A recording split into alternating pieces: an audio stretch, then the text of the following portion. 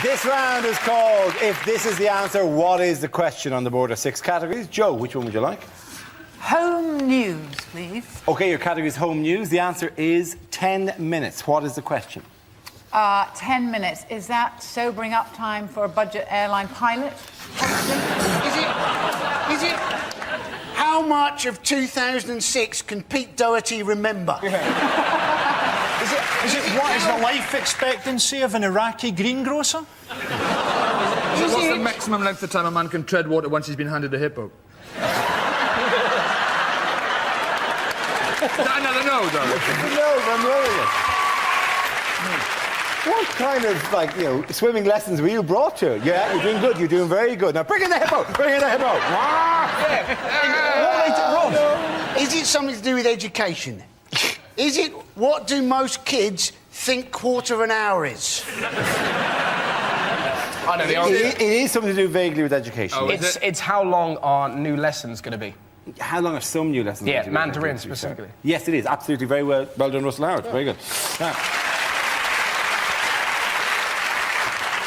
the question I was looking for is how long might some lessons now last under proposed secondary school reforms? These are the radical proposals from the Qualifications and Curriculum Authority to combat pupil disaffection by revolutionising school timetables and teaching methods. Do they then really care about pupil disaffection? Well, do you know, is there any generation that didn't have... I don't like this. Do you know, at school, I mean, working towards excellence does depend on the pupils, but we had a bloke at my school who, when they marked A-levels, he used to get A, B, C, D, E, O, F. Those were the grades, right? The first time... took his A-levels twice. The first time round... Why did you get an O before the F? Well, because it was an O-level pass and then a fail. So but the first time round, he got 2 O's and an F.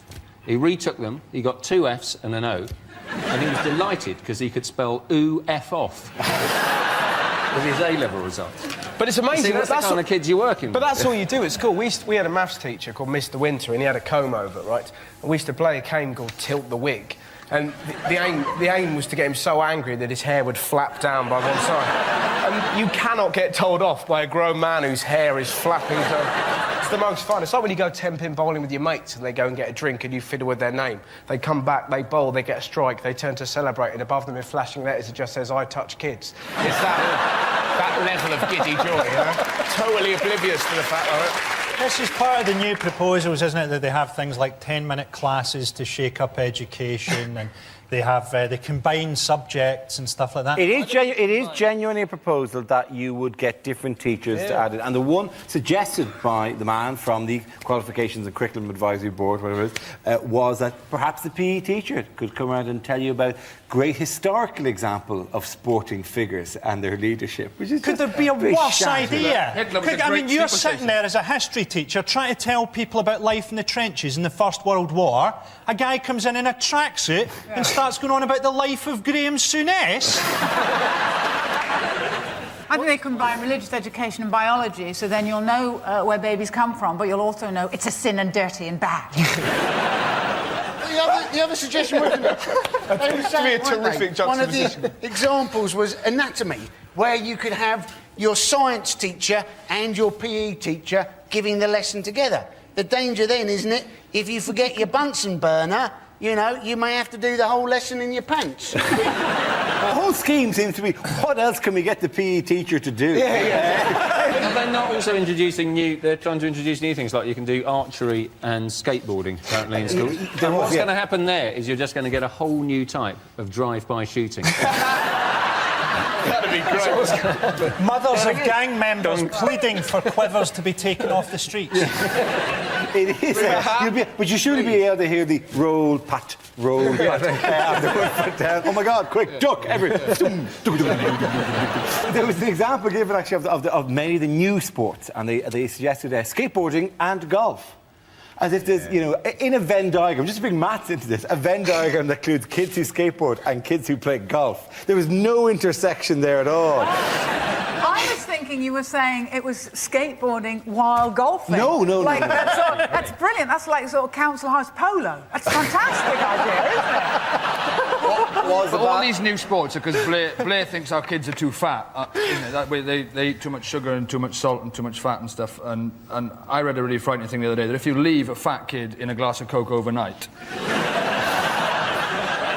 You can finish that one off yourself, to be honest. Well, their proposal for fat kids at school is that they give them dance lessons. They're not going to have the concentration for that, are they? Everybody do the mashed potato. Ooh, mashed potato! The thing is, if they're saying, oh, well, how do we get children to learn? Make them. Yes. Make them learn. Combine algebra with a beating. You know? I love the new subject. It's just designed to make parents feel even more stupid, isn't it? Oh, yeah, It's it'd be great, You know, can you help me with my Mandarin homework? Oh, yes, dear. It's like a small orange, a bit like a satsuma.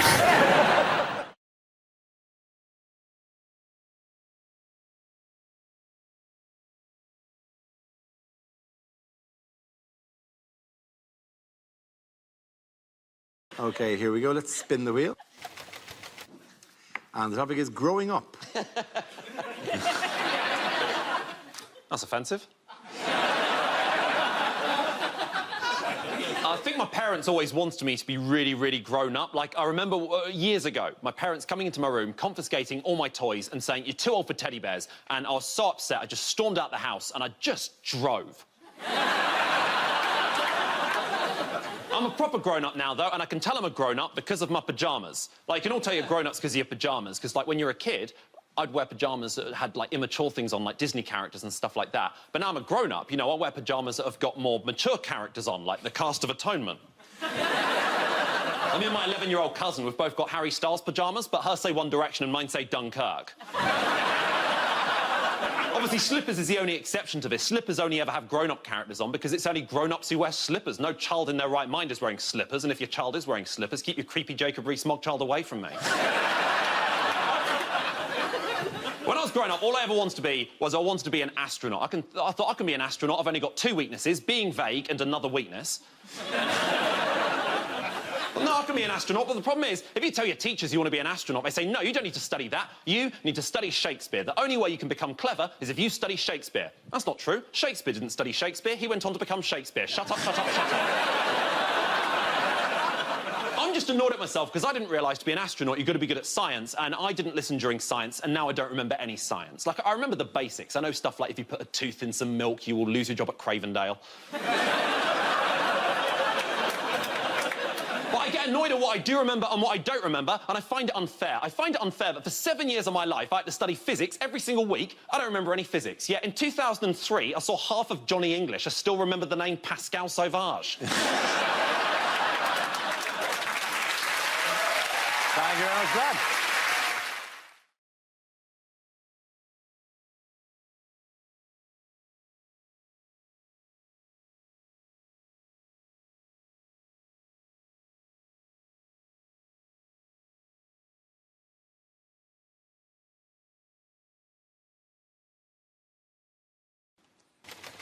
The first subject is travel. Who wants to come in on that? Harry. I do a lot of travel. I actually do a lot of flying. I had to fly over here because I live on an island. I flew with Icelandair, and I used to work for Icelandair as a flight attendant.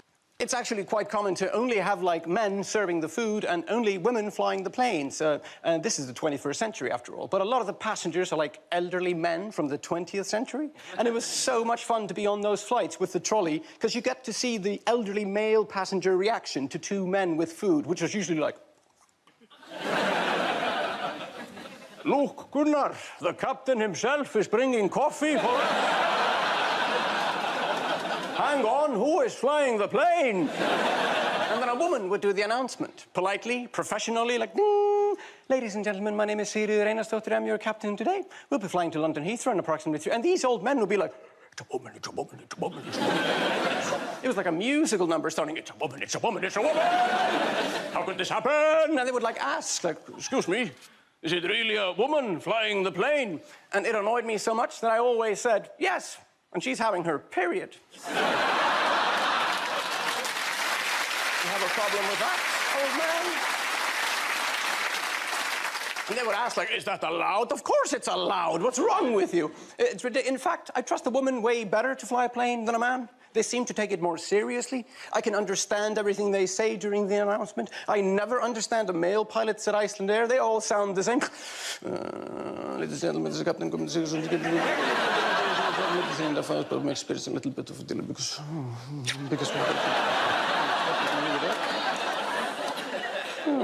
hope you enjoy the service. And when it's finally over, people are like, what? What did he say? Like, it must be awful if you're afraid of flying. But if you are afraid of flying, you should never fly with our other airline in Iceland, because it's called, Wow! That is not a very reassuring name for an airline. Wow, it's like they don't even know how they got up there in the first place. Wow! How did we do that? An airline called Wow, that's like having a bank that's called Fuck! Put your money here!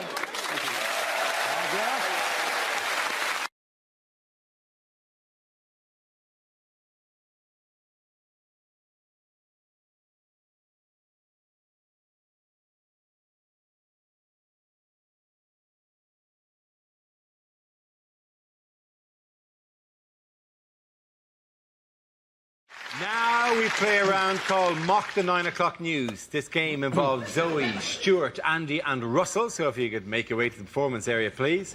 This is where we test our performers' stand-up skills. We spin our news generator, it settles on a topic, and then you can volunteer jokes about the chosen subject. The winners are the people I judge to produce the funniest stuff. OK, here we go. Let's spin the wheel. The first subject is finance. Can I have a volunteer to talk about that? Andy.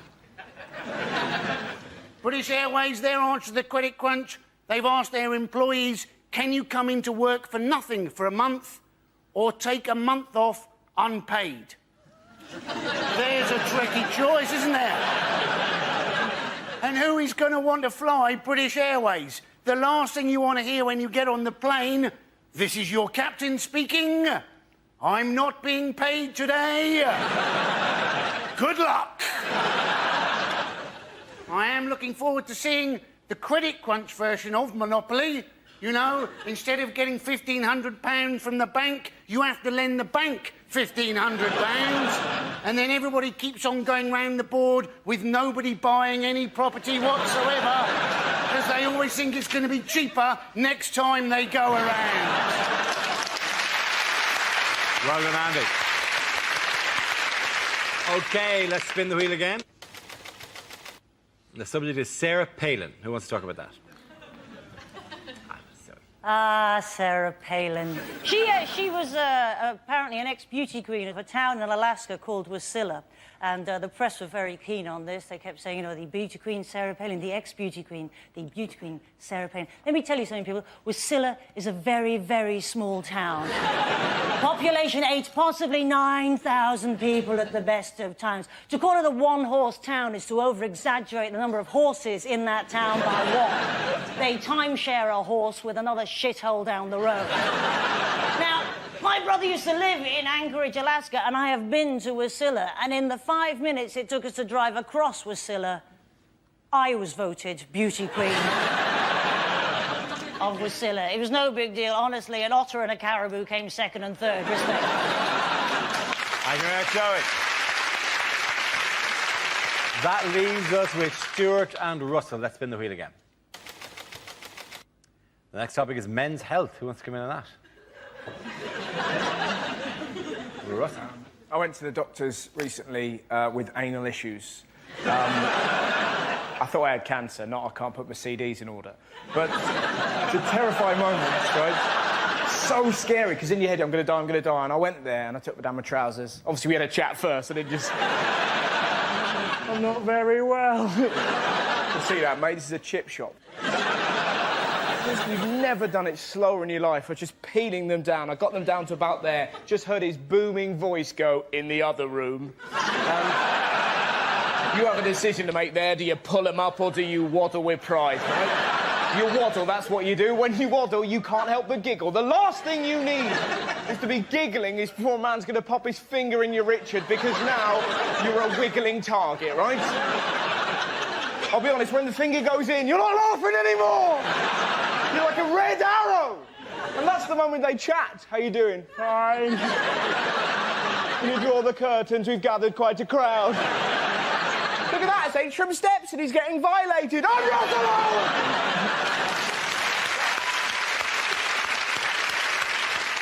OK, Stuart, let's see what you've been left with. Let's spin the wheel. And the topic is school. You are looking at a very proud Canadian who is very proud of the education system in Canada. I I was horrible in school. I failed math so many times I can't even count. I preferred French over chemistry because the chemistry teacher and I just didn't have any, rapport. One teacher said I'd be a better student if I spent less time flirting. I immediately jumped off his lap. One teacher used to always say I wasn't very observant, but you know what? That was his or her opinion.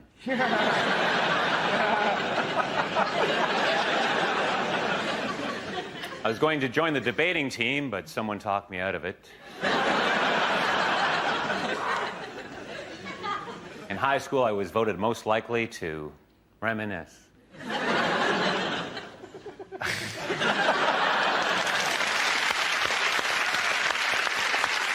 Okay, at the end of that round, the points go to Zoe and Stuart.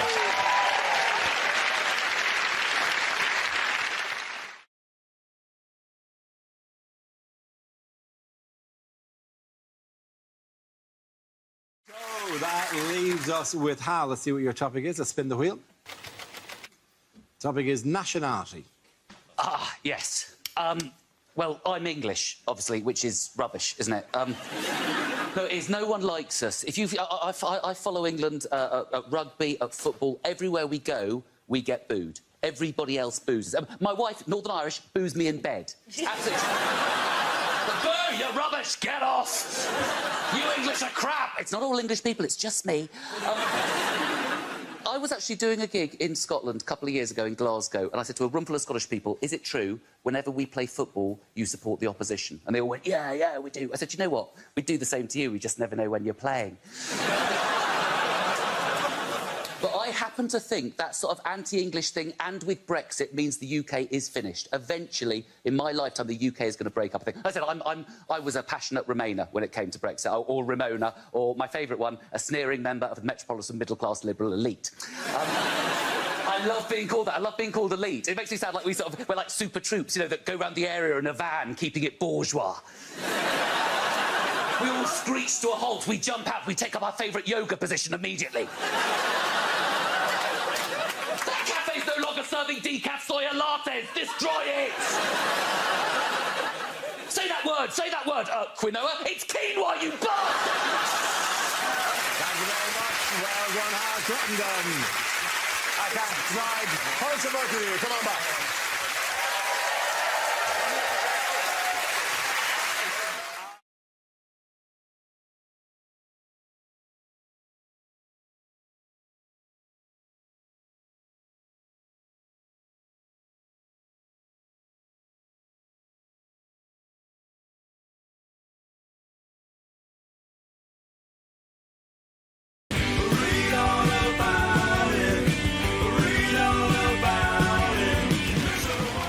And it's the internet. Who wants to come up? Joe. The internet. You know when you buy things on Amazon and they have recommendations? You know, like the person who purchased this also purchased this. I was thinking I would like to hack into Amazon and put up my own recommendations. So, like, the customer who purchased My Story by Danny Minogue also purchased a length of rope and a wobbly chair.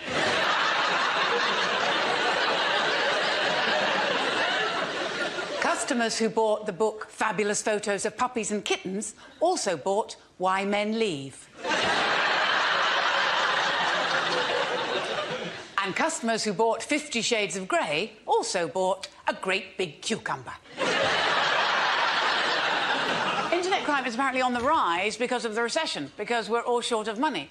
Like in my family, like my granddad has to go into a home, and these places are very expensive. But we found somewhere, and it's really nice because he's got his own sort of kitchenette, he's got his own shower stall, there's an outside space with plants and shrubs and stuff. Best thing is, it's completely free. We've left him in home base.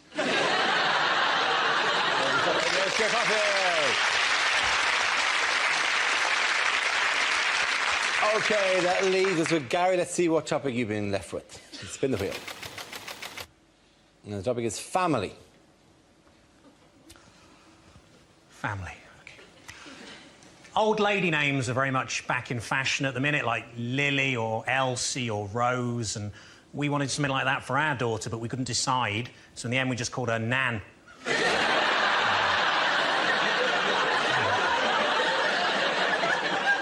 told her she'll grow into it. I remember one time my uncle asked me to spell Schadenfreude and I couldn't, but he's dead now and I'm not, so I win.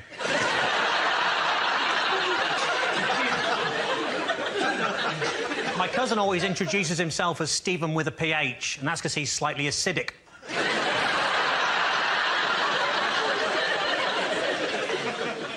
My married friends would always tell me there's someone out there for everyone, and I'd think, wow, she must be a right slag. Knock, knock, who's there? Grandad, shit, stop the funeral.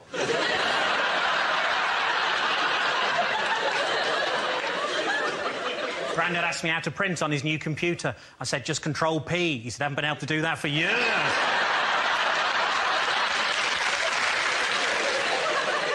As a child, I was always told that if I touched myself down there, God was watching. But it turned out it was just Uncle Peter. Thank you. Well done. Read all about it. Read all about it. Little world. Point to the lady. Come on back.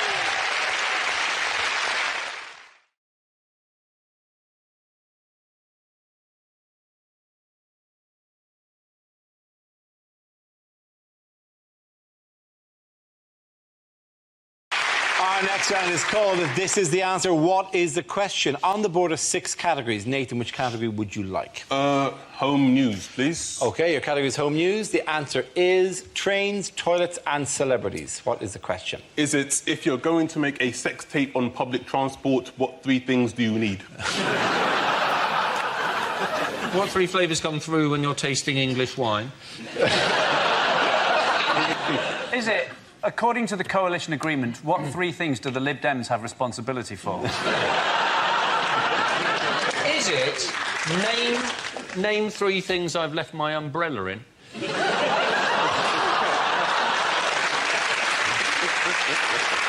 it 3 things you're probably best off not to lick clean? Is it, what is the name of Thomas the Tank Engine's no-holds-barred autobiography? Is it what Peter Andre says when he's asked what his daily routine is? Our trains, our toilets and our celebrities. Is it what... Is it what... Is it high-pitched but not Australian anymore? Our trains, our toilets, our celebrities. I went to a voice coach to get rid of my Australian accent and I can't help thinking she's done something wrong. I've been over in this country for a while, so I sometimes slip into both fucking accents.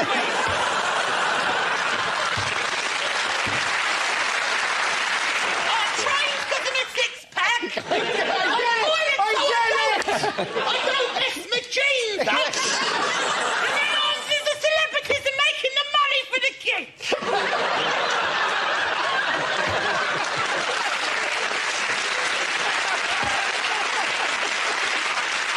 Does anyone have another answer? What do we do better than Morocco?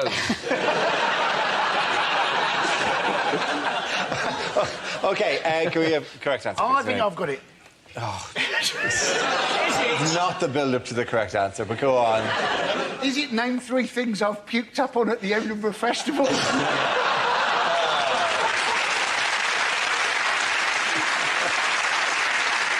I know the answer, Dara. I'll give you the real answer, Dara. Will you give me the real answer? What are the 3 main talking points on a saga holiday? Is it? Is it 3 things that are full of shit?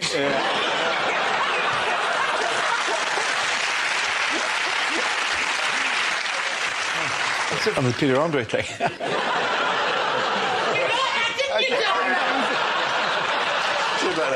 Where it makes the money for the children. That was the combination. Is it? No. What 3 things were most complained about at the Queen's Jubilee? If you can do that in a proper voice. OK. But 3 things were most complained about.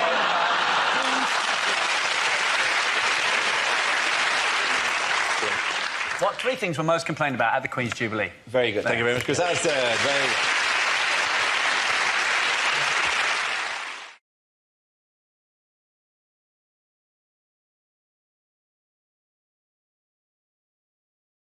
good. the next topic is unlikely things to hear at Wimbledon.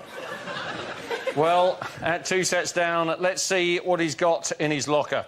He's not going to be there for about 20 minutes. I've got a crowbar.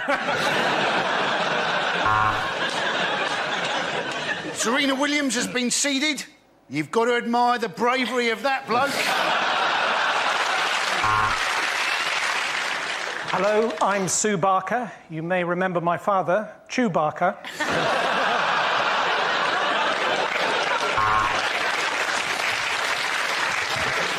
Well, they say that the All England Club is a bit behind the times, and that's why this small boy has just had his hand chopped off for stealing a strawberry.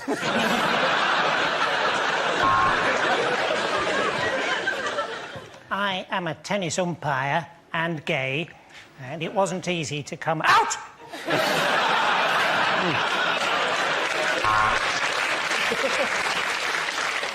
What a fantastic slice, but I do think the All England Club will insist she wears knickers again next year.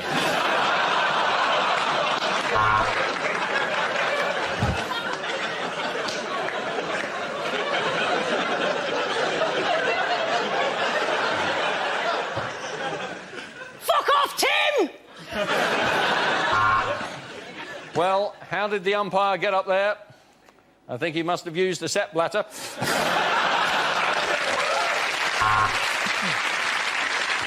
Of course, this year the British players played a lot better. If we look at this graph, we see huge biceps and an angry... Sorry, Steffi, wrong graph.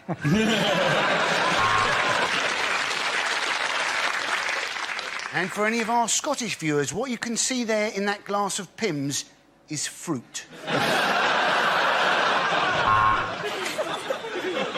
Andy Murray here. Andy Murray not being able to make it here today, but we do have his cab driver on the other line. Can you tell us what's occurred? I can't get out of the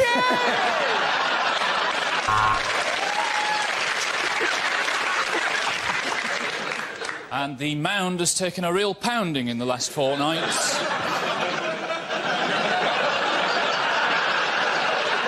I think the All England Club are fine with it as long as it doesn't affect her tennis.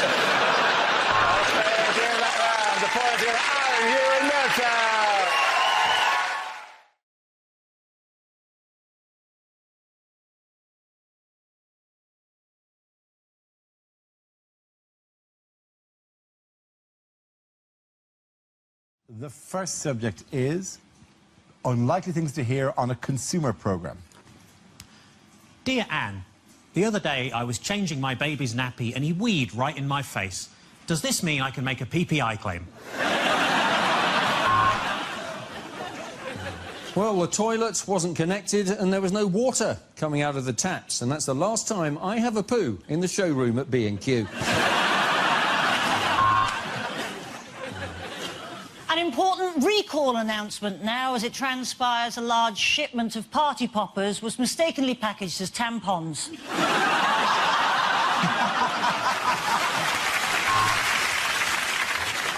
Bad news for electricity consumers. N-Power has been bought by N-Dubs.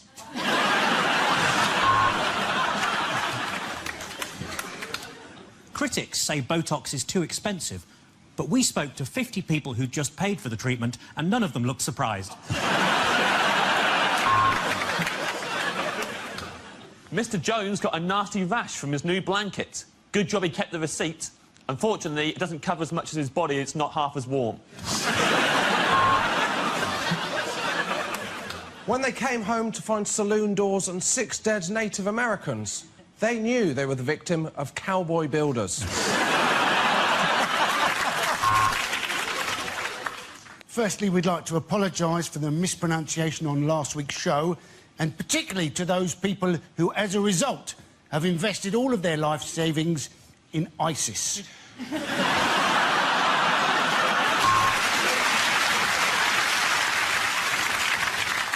The house was haunted, and when he refused to pay the £200 for the exorcism, it was repossessed.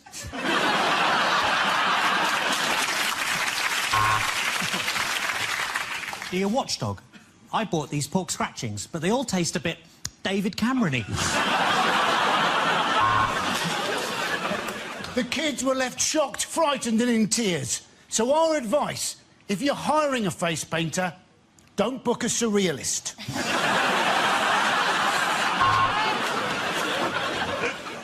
A word of advice for anyone that wants to buy shares in the company that makes Toblerone. This is a pyramid scheme.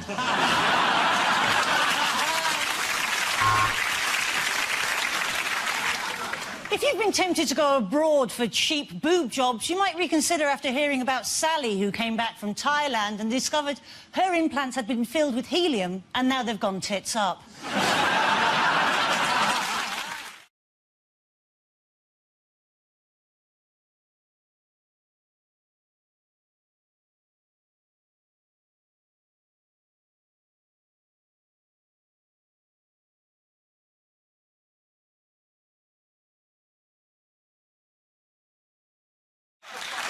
Unlikely things to hear on a travel programme. Look at these wide, sandy beaches. Fantastic. And we're almost certain the Ebola has now gone.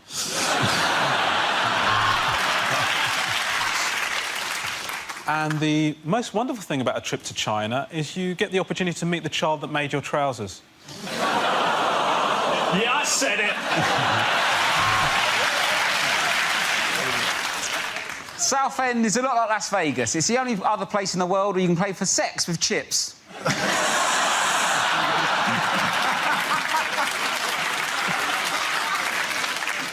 This is Taiwan. I've given him a number because I can't pronounce his name properly.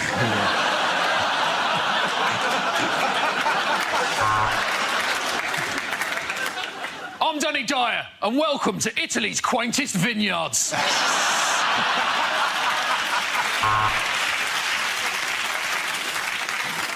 Now, if you are travelling to America, remember to pack some anti-sickness tablets, because this is where Piers Morgan lives.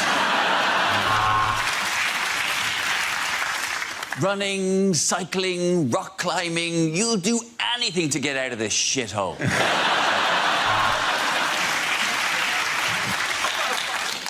The accommodation, the weather, the food, all of these wonderful things help you to forget how smelly the locals are. Yeah, I said it. Today we got a flavour of Thailand with just a little bit of Iraq.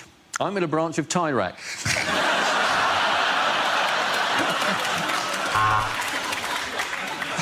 This week, I'm in Kyrgyzstan, answering your questions, like, how do you spell it and where the fuck is it?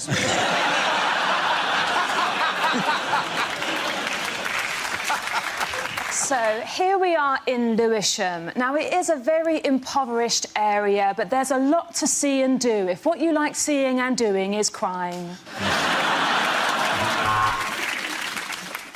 This truly is the best way to see Portsmouth, while looking at a picture of it when you're in Paris. I'm almost certain my producer has got this wrong. I'm on a train to Leighton with a load of football fans. This is the Orient Express.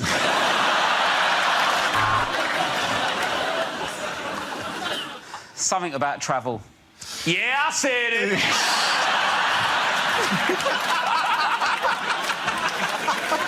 This is Keflavik, one of Iceland's oldest geezers. You all right, mate?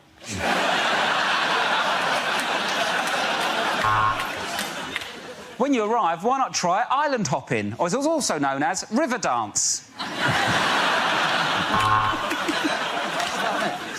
When you travel, it's important to immerse yourself in the culture. So here I am in Malia, being fingered outside the Lammen flag. Very good.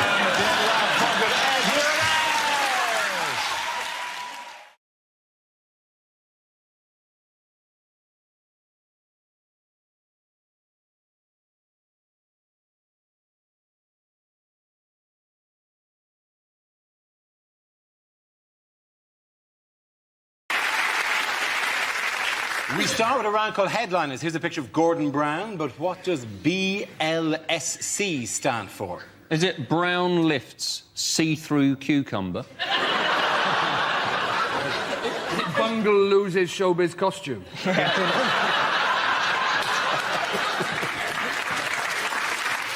Is it Bonnie Langford's sex change? Yeah.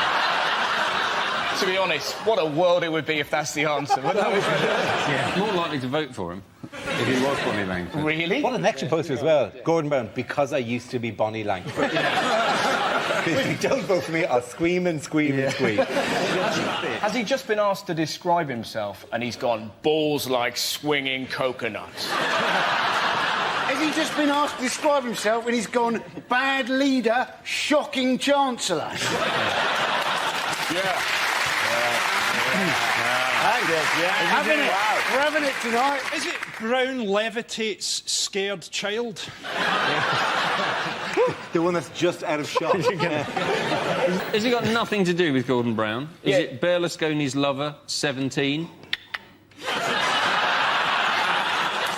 We all know you spell with a K here. Also, I love the idea that maybe you've just done that and there's a horse at home watching going... Yeah. Sugar cubes? Sugar cubes? Yeah, oh, yeah. Is he screaming, bring laxatives, situation's critical?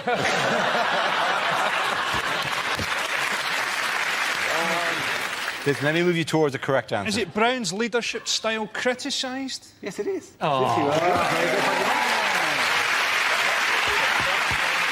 Yes, the answer I was looking for was Brown's leadership style criticised. This is the news that Gordon Brown has come under renewed criticism this week for his style of leadership. He was compared by one Labour MP to a mafia boss. In what way is he possibly like a mafia boss? Well, we know for one way he's not, is he? Because let's face it, if he said to the public, I'll make you an offer you can't refuse, everybody would still go, no.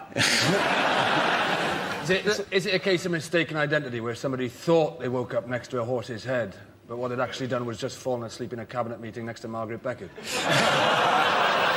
Caroline Flint basically got sacked by Brown and then said that the entire cabinet was really laddish. And you're like, what, Miliband and Alistair Darling? Watch out, we're going to Ayia Napa. He said that Brown was scary and had an intimidating side. Yeah. And you think, well, why doesn't he show that to anybody? Why doesn't he intimidate Al-Qaeda? Why doesn't he intimidate David Cameron? Why is it that the personality he chooses to present to the world is of an old woman's cushion that's been left out in the back garden for cats to piss on? Gordon Brown is so devoid of any life that if he was a cartoon character, this is the stage where they'd be drafting in a sidekick. Is anyone else sort of puzzled that Gordon Brown's nephew's in the cabinet and that he's a raccoon? To be honest, though, Frankie might have hit upon something genius there because... Really? Listen. No, because the Labour Party basically need a new frontman.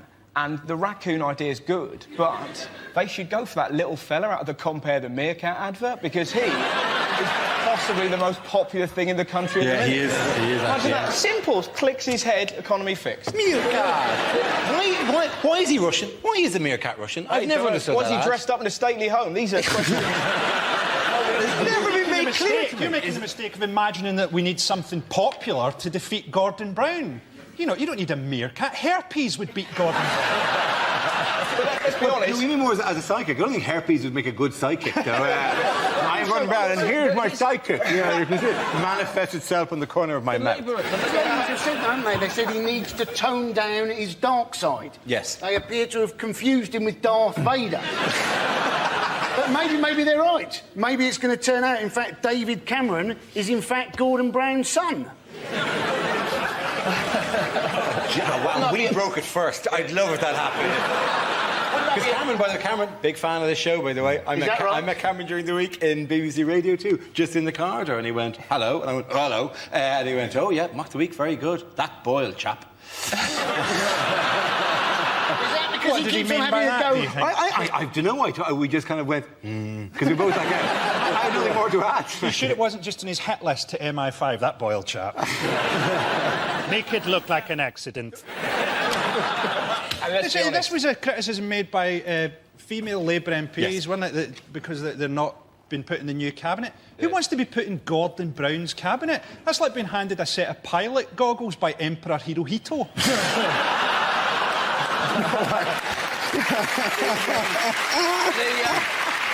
Like Hazel Blair's complaining that women MPs like them are being used as window dressing. Have you seen them? Where would they be window dressing? London Dungeon? But here's here's also the thing, man. One of the women was sitting there complaining that she couldn't get close to Gordon Brown. And I'm like, who the hell would want to get close to Gordon Brown? Who's going to sit there and look at that sexy guy over there with one eye? I'd sure like to see his moobs shake.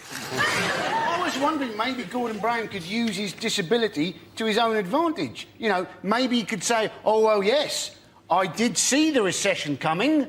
I just couldn't tell how far away it was. This game involves Andy, Rod, Tom and Russell, so if you could make your way to the performance area, please. This is where we test our performers' stand-up skills. We spin our news generator, it settles on a topic, and anyone can volunteer jokes about the chosen subject. The winners and the people I judge should produce the funniest stuff. OK, here we go. Let's spin the wheel. The first subject is credit crunch. Who wants to come in on that? Andy Parsons. Now, the government have got this idea that what they want to do is bankers who've lost their jobs, they want to retrain them as teachers, but in half the time it would normally take to train a teacher. I bet the teachers are happy about that, aren't they? Hey, these people were crap at banking. The chances are they're also going to be crap at teaching, and they'll be even crapper if they're trying to train them in half the time it would normally take. Yeah, these people, right, surely it'd be better to retrain them as bankers. That is what they were crap Well done, Andy Parsons. OK, let's spin the wheel again. The subject is eating out. Who wants to talk about that? Rod. I ate out the other day. That's what I went to Cardiff Bay. It's all changed, you know, they've done it all up and it's all European development money, and some of the places now have got tables outside. It's al fresco dining in Wales. Just taking the piss. I think I tried to have a Twixt on a bus stop a few years ago down there. It was too wet to eat. So everyone's pretending it's Madrid down there. You know, your soup bowl's filling up faster than you can eat it. I didn't get past my starters after 7 hours of soup and rainwater I gave up. Everyone's pretending it's Madrid, don't they? Your soup bowl's filling up. There's waiters with frosted eyebrows fighting their way to the tables going, spaghetti carbonara, spaghetti carbonara. I'll get another one, I'll get another one. Rocklever. That leaves us with Tom and Russell. Let's spin the wheel.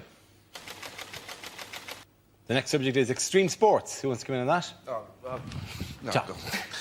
Why not? I went skydiving. I don't know if anybody here has ever gone skydiving, but if you haven't gone, I'll tell you what they do. They give you a couple lessons, then they bring you up into the plane, and you're not allowed to jump out of the plane on your own because it's too scary. So what they do is they hang you off the wing of the plane, which isn't scary at all. And the guy inside, he yells, "Let go!"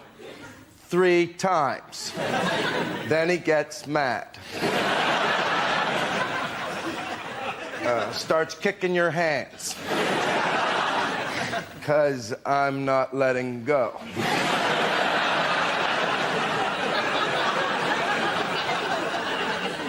We all skydive different. I skydive with a big plane in my hand.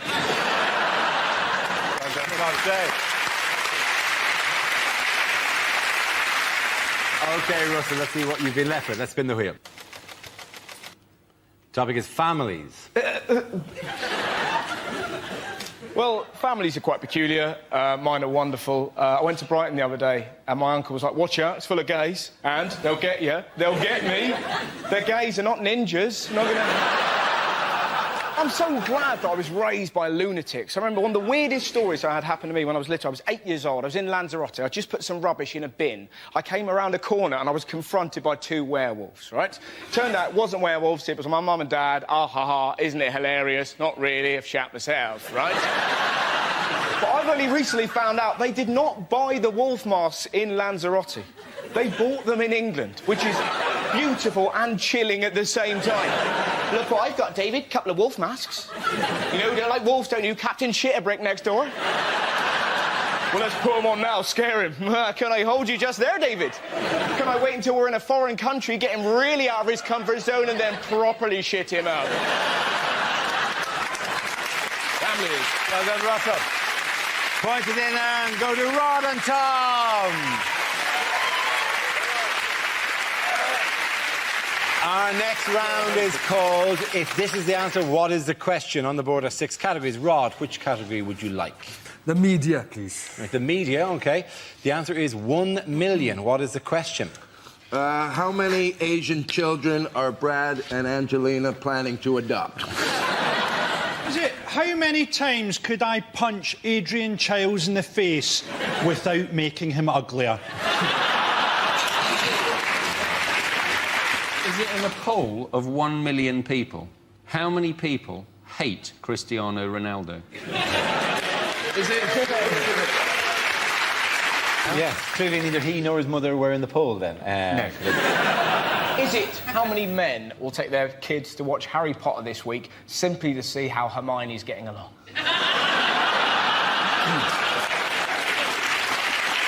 Is it, in 20 years' time, what will be the size of the black nation that Madonna rules? Is it how many nectar points do you need to get a set of tumblers?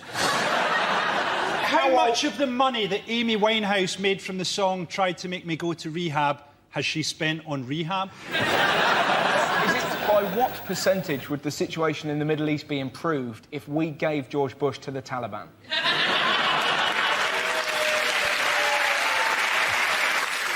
Is it what number would you get if you took everybody in Scotland who gave a shit about the Ashes and added 1 million? Is it the number? It's something to do with the phone tapping thing. It is something to do with the phone tapping, yeah. Is it the number of conversations of John Prescott's they had to listen to before they got one without the words party bucket in it? Oh, I know what it is. It's the amount of celebrities that were on a list that they were going to... Not 1 million. It's the number they How paid long a list? How long a list would that be? Hey, it's the amount the News of the World had to...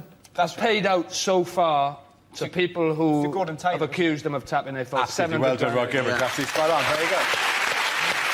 We come to our final quickfire round called Scenes We'd Like to See. This is for everyone, so if you could make your way over to the performance area, please. I call out ideas for scenarios we'd love to see, and the performers come in with their suggestions. OK, here we go. The first subject is unlikely things to hear on a survival show. I was first taught to eat in the bush by a French girl I went out with at university. To get the fish, break the ice, jump the checkout, and run! Not only is this lake good for fish, but we can also put a body in it. Using excrement, mud and twigs, they've made primitive bedding here at the Premier Travel Lodge. I'm in the Congo. Let's settle this once and for all. Do you boys like umbungo?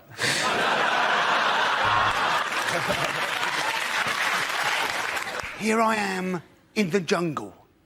The mighty jungle. I win my way, I win my way, I win... But who are the truly civilised? Is it the Mbupe tribe, or is it us, with our books, our medicine, and our internet? Oh, yes, it's us.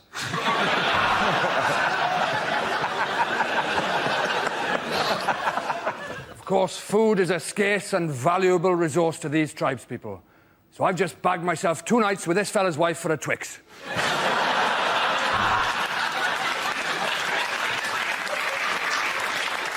You know, Ant and Dec think that their jungle's pretty tough. Well, they joined me today. There was no food, so I ate them. The villagers get up early and walk 5 miles to fetch clean water every day, which begs the question, why not move the village closer? The strong, powerful sun is making me sweat. Oh, shit, here comes his dad.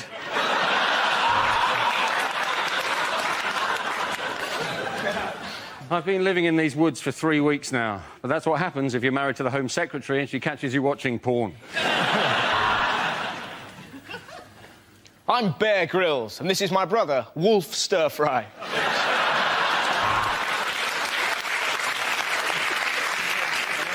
I've just achieved my life's ambition of climbing Everest with no food and no equipment. Now do you love me, Daddy?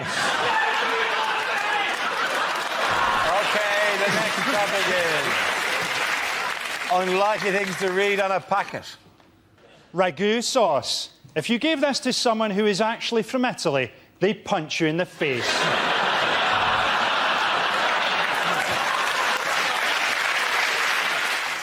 To open, push down tab, break tab, swear repeatedly, stab with a pair of scissors! Serves 4, you greedy bastard. Now put some of that back.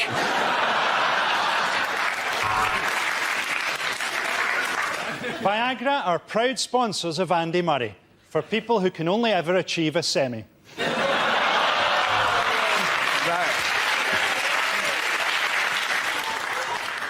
Bag may also be used for autoerotic asphyxiation.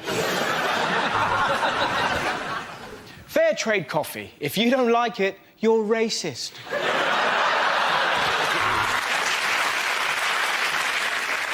Sunny Delight counts towards your 5 a day as -2.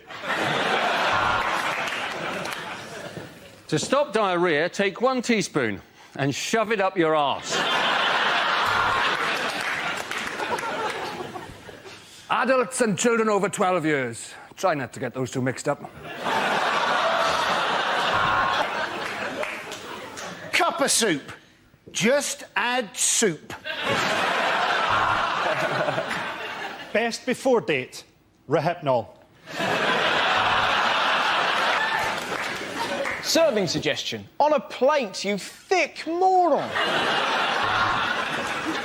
We use only the very cheapest horse meat to make fuck it, it's just a cat. The end of that round, of course, go to Frankie, Hugh and Tom.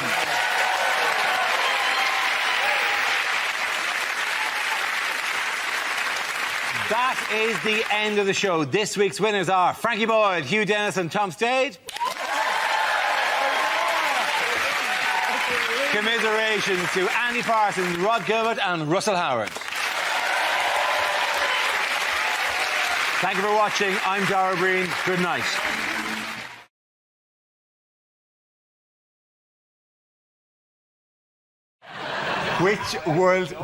Which world leaders' holiday photographs have been in the news? It's just Putin, isn't it? This is, of course, Putin. These photos are great. Yeah. That's Vladimir Putin just striding randomly across the lake. He looks like a gay porn star, doesn't he? By the way, that's November. But he was going on a trip, wasn't he, to thank Prince Albert of Monaco for helping them get the Winter Olympic Games. Yeah. And Prince Albert, seeing these photos, he'd be thinking, crikey, what have I let myself in for, won't he? What sort of favours am I going to get from Vladimir Putin? Oil yourself up, Albert. We're going for a sauna. How gay does it sound? Basically, you've got a topless man knocking about with a bloke called Prince Albert. It's gayer than Right Said Fred dancing on a doily. Can we go back to the previous photo? So why has that horse got a spike through its head? Because it may have disobeyed him in He some is planning tiny to way. launch a nuclear strike from that horse's head. With one of those wooden nuclear bombs that Russia has used for so long. Well, you know. I think it's a bit sad that this guy, you know, he could level us at any time, and there he is. He waxes his chest. He needs a bra. It's just quite scary, and He's frightening. He would snap me like a twig. Look at the eyes. That's what I want to see in a leader. Someone who can crush a man's head like a beer can. I would like to see John Prescott in a series of similar photographs. He still gets a hard time about the whole Litvinenko thing, doesn't he? I just think Litvinenko wasn't a very good spy if he doesn't know not to accept a glowing cup of tea from a glowing teapot from a man who appears to be wearing a spacesuit. I was going to make jokes about Russians all being gangsters, but some Russian people spoke to me, and all I'd like to say is I'm looking forward to Chelsea continuing their great start to the season and the safe return of my pregnant wife.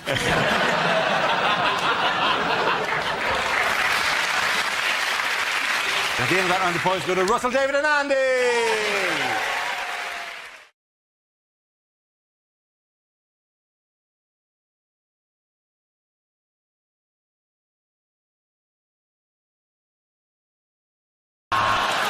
Okay, the next topic is unlikely things to say when running for US president. I'm Hillary Clinton, and if you elect me the first female president of the United States, I promise you that on my first day in the White House, I will hire a very attractive male intern. He will be on his knees, not having sexual relations with me all day. Hashtag payback, hashtag long game.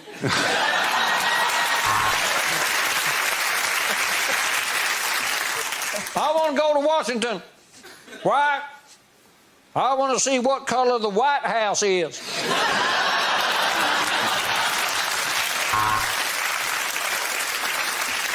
No, we can't!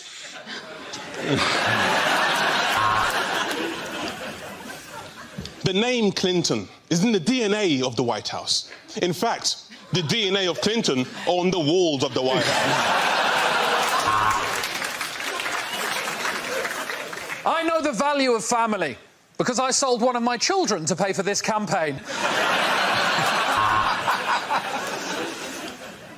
As president, I will welcome immigrants because the White House is massive and it's not going to clean itself. I will govern for all of this country, not just the metropolitan cities on the coast, but also you cousin shaggers down south. I would like to introduce you to my new Homeland Security advisor. Say hi, Lamb Chop. Hi. Come on. Of course I'm the guy to succeed Obama. You know what they say? Once you go black.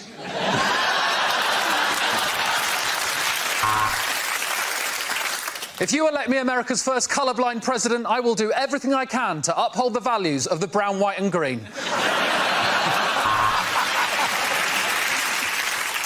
I would now like to talk to you people in a language of my own devising.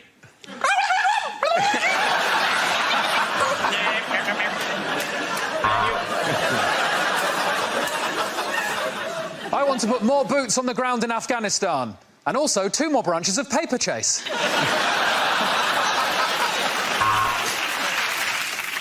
What you must remember is the people we need to convince are the great American people. And most of them are as thick as pig shit.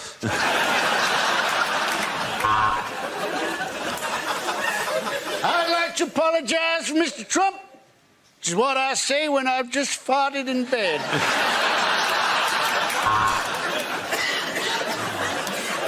When I was little, I did not plan to be President of the United States. This is more like a holding job until I get to rule a good country. I am American through and through. Cut me, and I will shoot you in the face. I wish to have no secrets in this campaign. I wish to be completely open, and that is done. That is why I'm going to start that again, because I fucked that up. We Republicans want to reach out to all Americans. Blacks, whites, Chinese-y-looking ones. I want to have no secrets in this campaign, and that is why I have gathered you here tonight to tell you I shot JFK. Okay, at the end of that round, the points go to Ed, Sarah and Andy.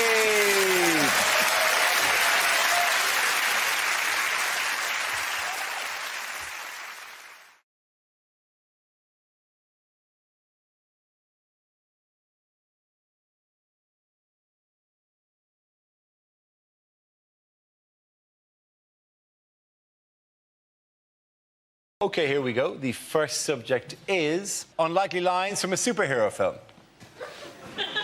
Worry not, Procrastination Man is here. Where is everybody? What's with all the blood?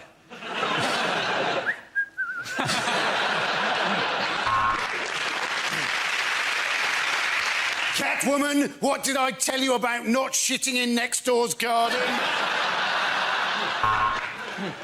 I am Big Society Man.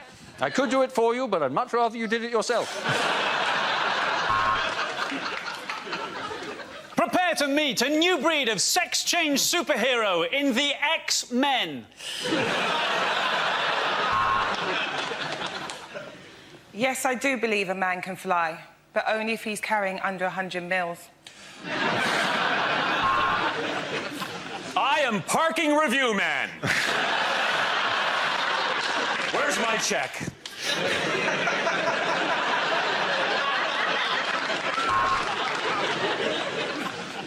Wow, Iron Man, how did you get all the creases out?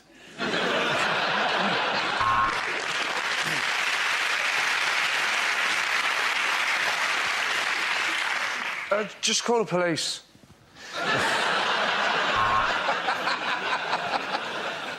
Is it a bird? Is it a plane? Well, if you don't know that, what the hell are you doing in air traffic control? What use is a spider's web against me, Duster Man and Hoover Boy? Hello, I'm Batman Begins. I'm sexist, I'm racist, and I drive like an arsehole. I am White Van Man.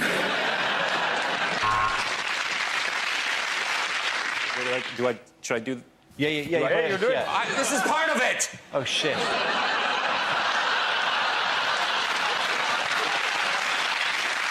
Okay, the next topic is unlikely things for a continuity announcer to say.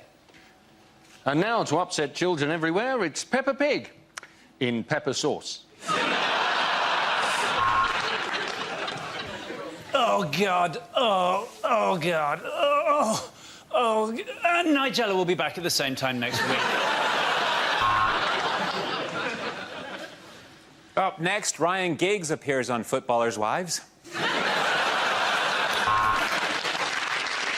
Next up on Channel 4, live from Switzerland, it's Come Die With Me.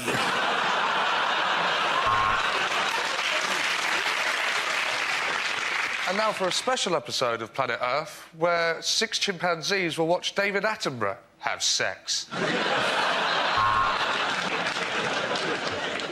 And now is the time I have to be extremely careful, because the next programme is about Roald Dahl, genius behind Willy Wanker's Chuck Bollard.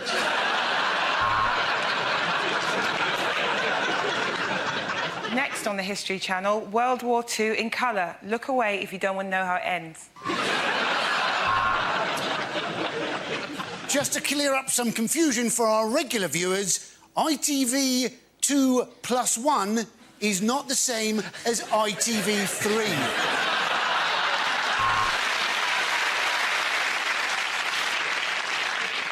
First, though, there's a serial killer on the loose in Balamory. If you've been affected by some of the issues in EastEnders, they must have been acting it better than they usually do.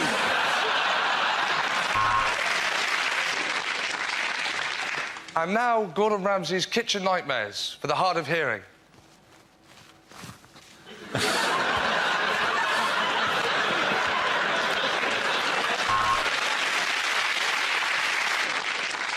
You're watching the Dignitas channel. For God's sake, don't press the red button. Next up, it's Bargain Hunt, which is also rhyming slang for the bloke who presents it. Right now, Kate Humble's in the lambing shed. Oh. Okay, the end of that round, points go to Chris, Hugh and Stuart. Yay! That's the end of the show.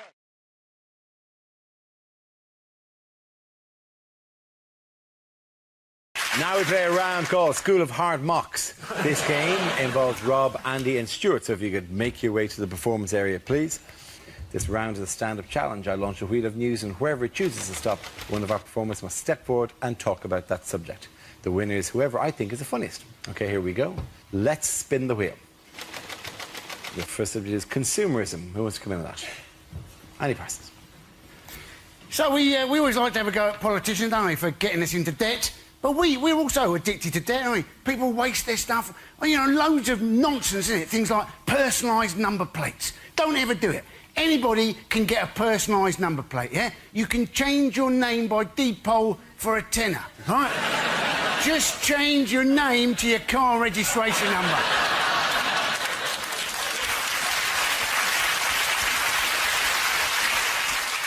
And it's the same people going, oh, yeah, look, I've got a new watch. Got a new watch, I have? Yeah, it's a diver's watch, yeah?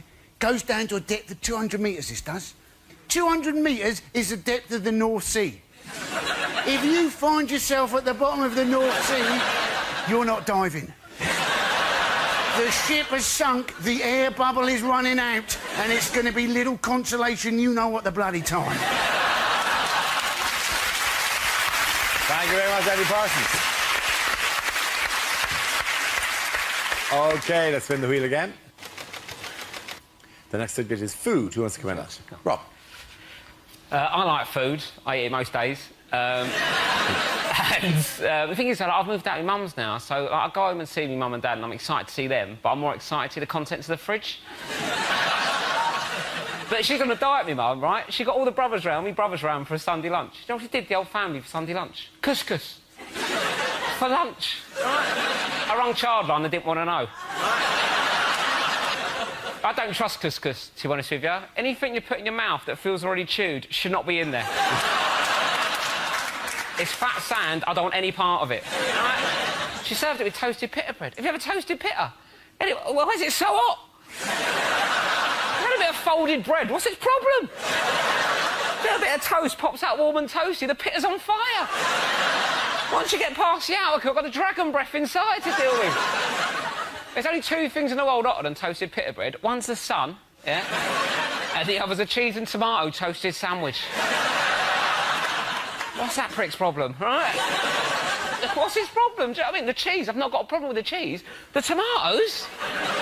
They're little slices of lava. I'll put you in a toasted sandwich, mate, not Dante's Peak. What are you doing?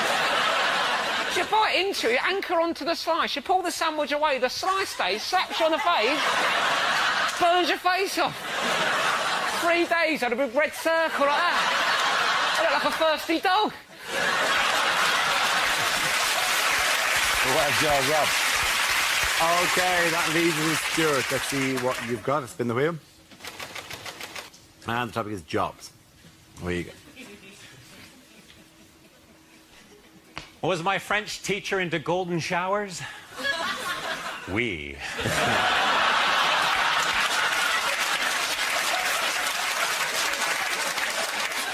I'm a Canadian comedian, but if people think I'm Russian, Soviet.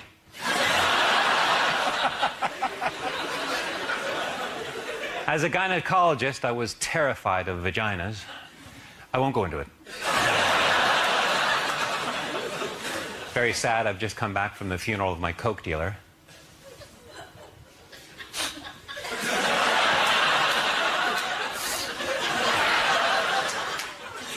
I was fired as a Boy Scout leader. I wasn't prepared for that.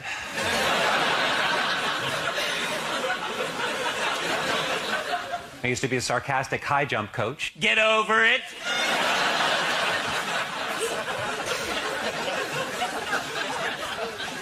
I used to be a professional table tennis player in Southeast Asia, and recently I went back for a big party. Oh, it was a real Hong Kong ping-pong ding-dong. And someone fired up the old karaoke machine. Oh, it was a real Hong Kong ping-pong ding-dong sing-song. And someone rang the doorbell.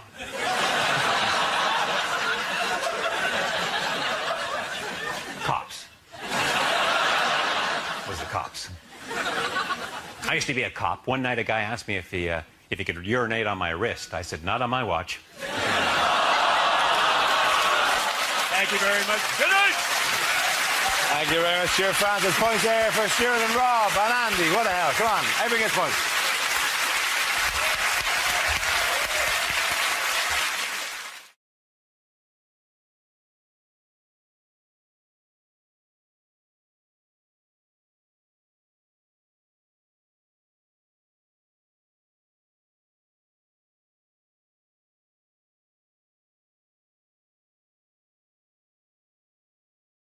Yes, the answer I was looking for was Gove announces exam changes. This is the news that Education Secretary Michael Gove has announced a new English baccalaureate certificate to replace GCSEs. From 2015, students will work towards a demanding 3-hour exam at the end of a 2-year course rather than the current combination of coursework, modular exams and multiple retakes. He's even invented an exam that thicker kids won't be able to pronounce. It's the back of what? The back of what? The back. Oh, give me a shovel, I'll go down to mine. I think the idea is if you're academic, then you get a baccalaureate, and otherwise they teach you practical skills like how to back a lorry out.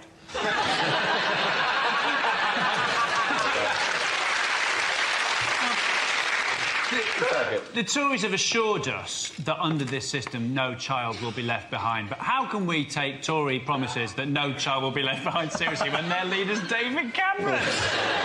What's the, do you know the abbreviation is? It's called EBC. EBAC. It's called the EBAC. EBAC, which is when Yorkshire people make payment over the internet.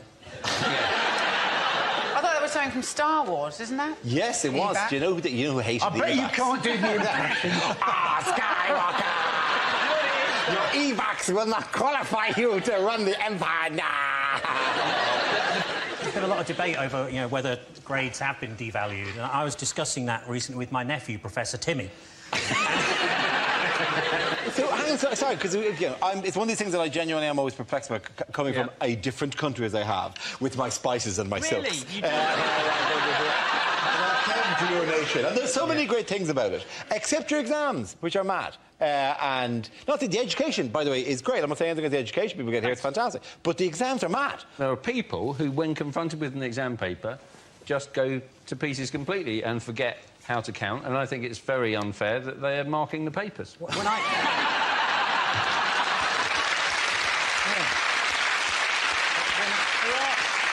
There are people who just shouldn't be taking exams. My friend Carl was at sixth form college with a girl who got her A-level results, and when she pulled out the piece of paper, the 3 letters telling her what her future would be, she went, that spells none.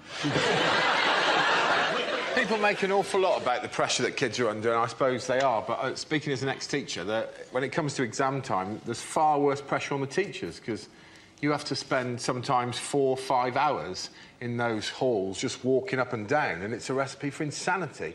I had no choice when I was teaching but to invent a game called Campile. It was just to see who could walk up and down the aisle the campest.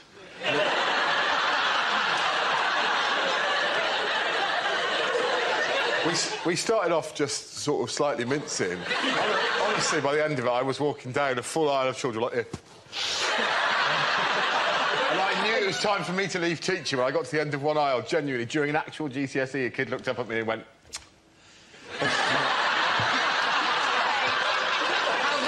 So were you essentially voguing your way?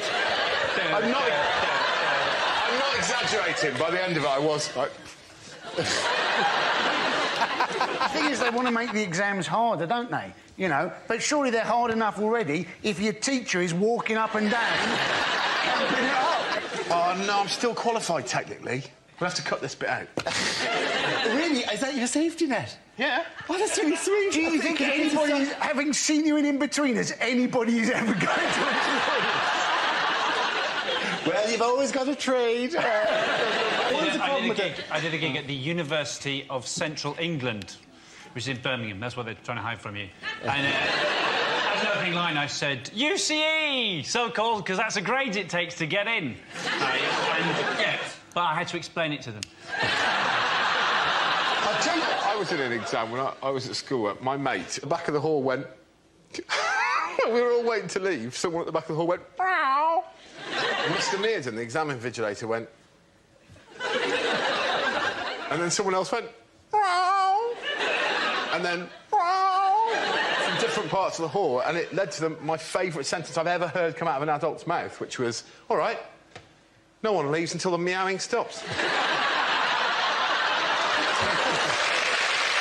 the end of that round, the points go to Chris, Hugh and Gary.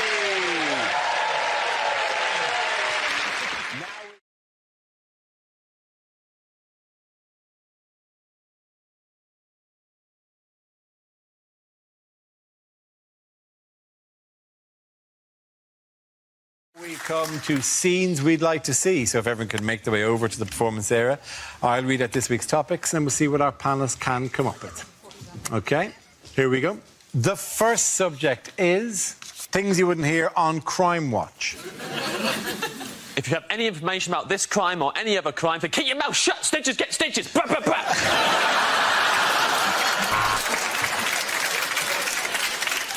A relative paid tribute to the victim who sadly died in the blaze. He said, he was the kind of guy that just lights up a room. Studies have discovered that the majority of murderers are men. So what should we be doing? How can we support female murderers? Should we be subsidising childcare? The suspect defecated on Boris Johnson's doorstep. Witnesses described the man as an absolute legend. No Crime Watch tonight, but reruns of Top of the Pops 2 are on BBC4 now, so just... The man broke into Battersea Dogs' home and released all the dogs. Police are desperately searching for leads.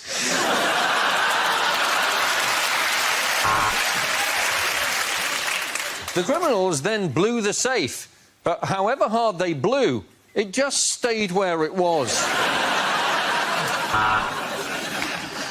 Oh no! A city up north has gone missing. It begins with L and is great. Police are desperately looking for leads.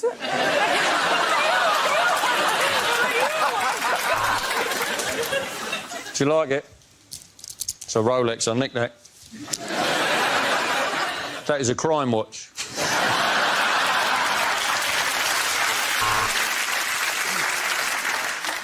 And now, as a bit of fun, we go to the blooper reel. Give me all your honey. I mean, money.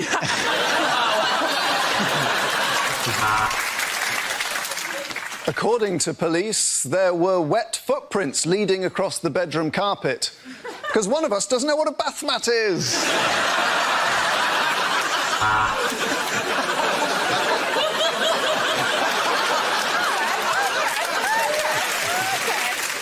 The murderer said she did it because he made so many jokes about me on MockTheWeek I couldn't hack it anymore. Were you in the Wetherspoons at 9 a.m? If you were, we want you to contact us. There was no crime, we just want to work out what went wrong in your life. Right, let's have a quick look at Britain's Most Unwanted. This is Sam Allardyce. The victim's name was Jehovah. Police are looking for witnesses.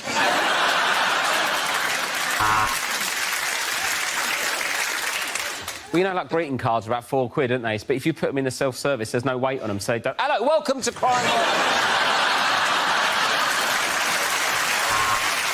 OK, the next topic is unlikely lines from a fantasy film. But the ring was lost. Frodo looked up. This rectal exam had gone badly wrong. I was Gandalf the Grey. But now, after only 3 washes...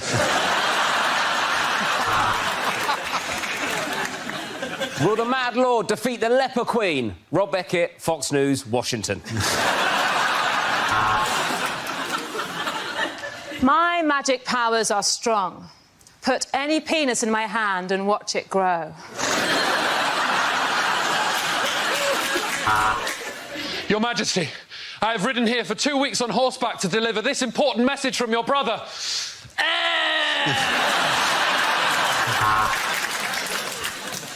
Hufflepuff? Oh, great, I'm getting bullied. Frodo, it's so far, can't we just split a cab fare?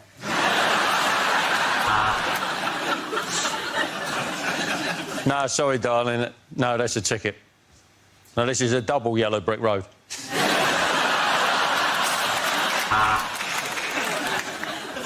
I am Thor. John Thor. And I am a Morse god.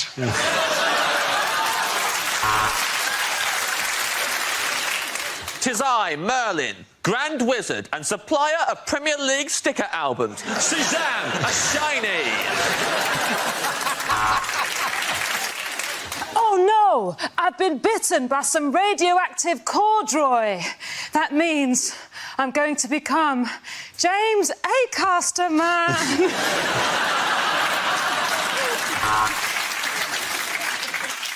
No, I'm sorry, Alice. This is Sunderland.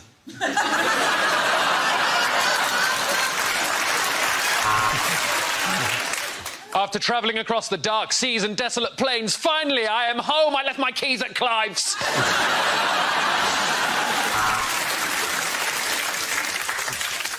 We actually find the term unicorn quite offensive. We prefer skinny rhinoceri. Call yourself an orc? Oh, yeah, you can talk the orc, but can you walk the orc?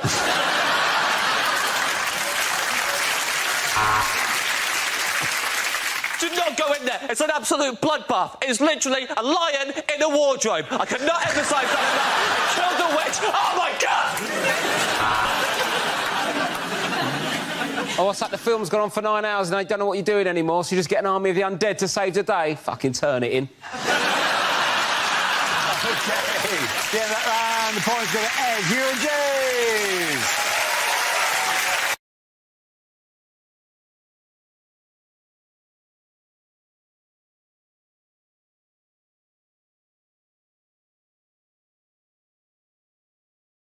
Our next round is called Newsreel. We play in a recent piece of footage featuring people in the news and ask you to suggest what they might be saying. This week's clip features the Prince of Wales and the Duchess of Cornwall. Ah, well, here he is, His Royal Highness, the Prince of Wales, and Mrs. Prince of Wales. Well, why are they here? Well, to overlook the building of their new house. It's a bit behind schedule, I'm afraid. It was due to be finished in the Renaissance. But never mind, in the interim, they've discovered electricity, so that's an added bonus. Look at that light bulb, darling, shining its lovely light on your lovely face. Prince Charles doesn't like this very much, doesn't like an overrun. Now, which of you is responsible for the overrun, he's asking. I don't care if you're Polish. One of you will be beheaded. Now, are you responsible for the overrun? Was it you? Are you responsible for the overrun? No, Your Highness. We're not responsible for the overrun. We're just getting on with the job you gave us. We're bricking in your relatives. Prince, why haven't you finished it? You're meant to be doing it. Why aren't you doing it now? Well, Your Royal Highness, we would be doing it now if you weren't talking to us, so... If you shut up, we'll be able to get on with it, and it won't take nearly as long, so just go away. Now, let me pop on my specs, have a look at this enormous microphone. Tonight, Matthew, I'm going to be Whitney Houston. Oh, no, it turns out to be a stone hammer. Prince Charles, of course, terribly good at hammering stone. He's carved and recarved his own mother's gravestone many times over the years. Prince Charles getting rid of some graffiti there. Whittles for king. Oh, no, you don't do it like that, Your Highness. You need longer, manly strokes like that. And a bit of a chamfer. Oh, manly strokes, is it? Yes, I'm laughing now, but you can fuck off. I'm the Prince of Wales. Well done, you.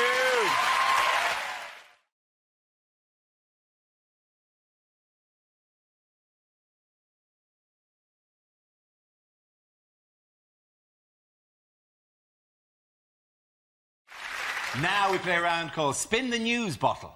This game involves Mark, Andy, Frankie and Joe. So if you can make your way to the performance area, please.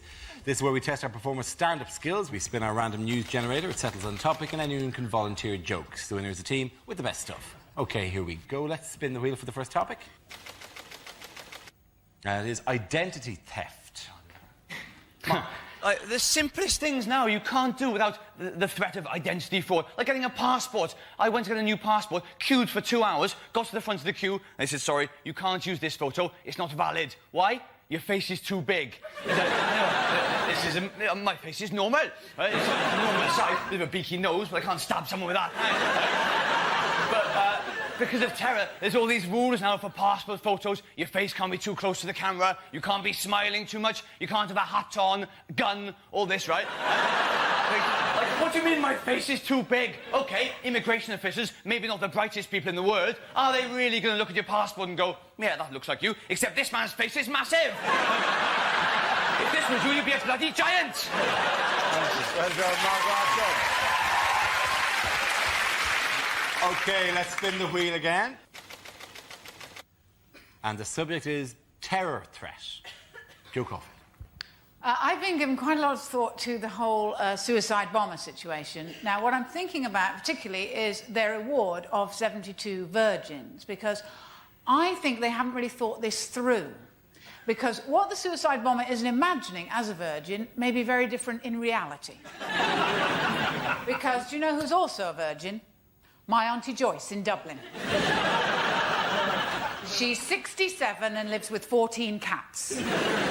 I don't think that's what they've got in mind. But I think that would truly be divine justice. You've blown yourself up, you get to heaven, what's your reward? My Auntie Joyce.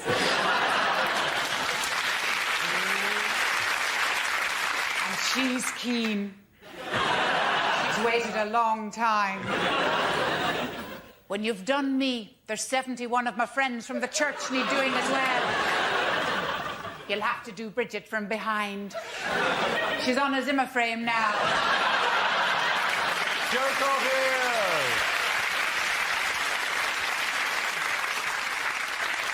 That leaves us with Andy and Frankie. What's the next topic? Topic is drugs. And Andy's in.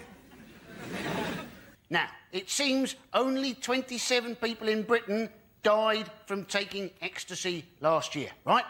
50 people died from swallowing a bee.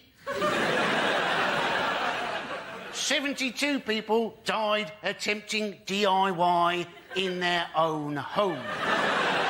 So how come we haven't also got campaigns, bees, don't swallow them, and shelves, just say no? Andy Parsons.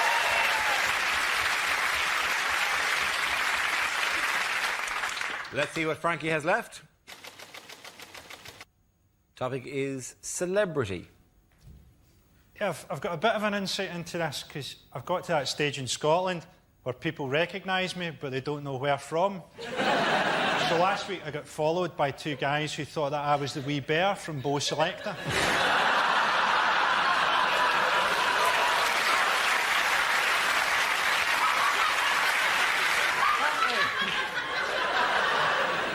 Apparently, Catherine Zeta-Jones lives in LA, but she has bottles of air imported from Wales.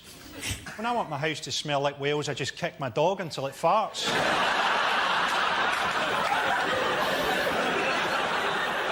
Pete Doherty, right? Does anyone else think that Pete Doherty is quite fat for a heroin addict? What's he been cutting his heroin with? A hollandaise sauce. Frankie Royal. Points go to Frankie and Mark there. Come on, together.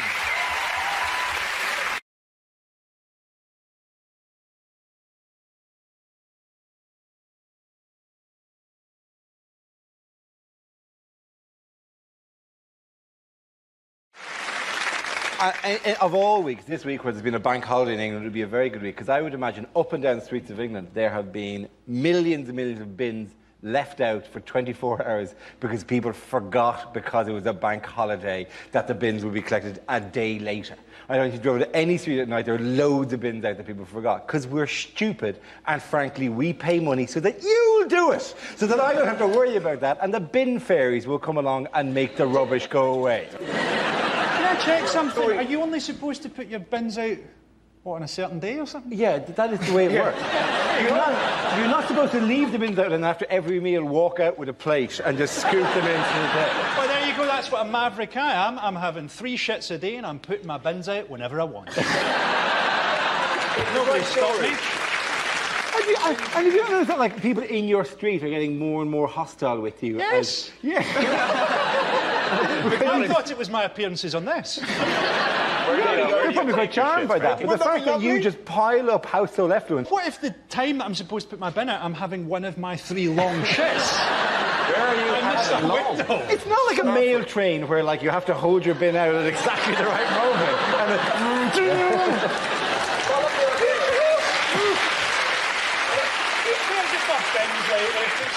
There's nothing in there that's of any use to anybody. It's not the utility of your rubbish. You two, simmer down. Look at this.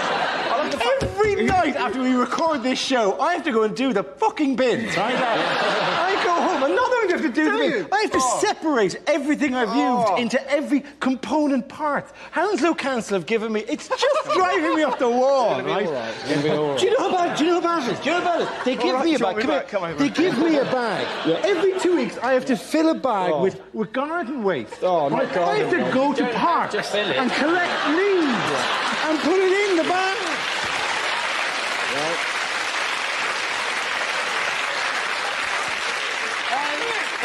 There's no reason you shouldn't put your bins out whatever day you like, because you're enormous. If I was you, I'd just pour everything out the top floor window, and when someone turned up to complain, I'd say, yeah, what about it? I look like I was created in a science accident.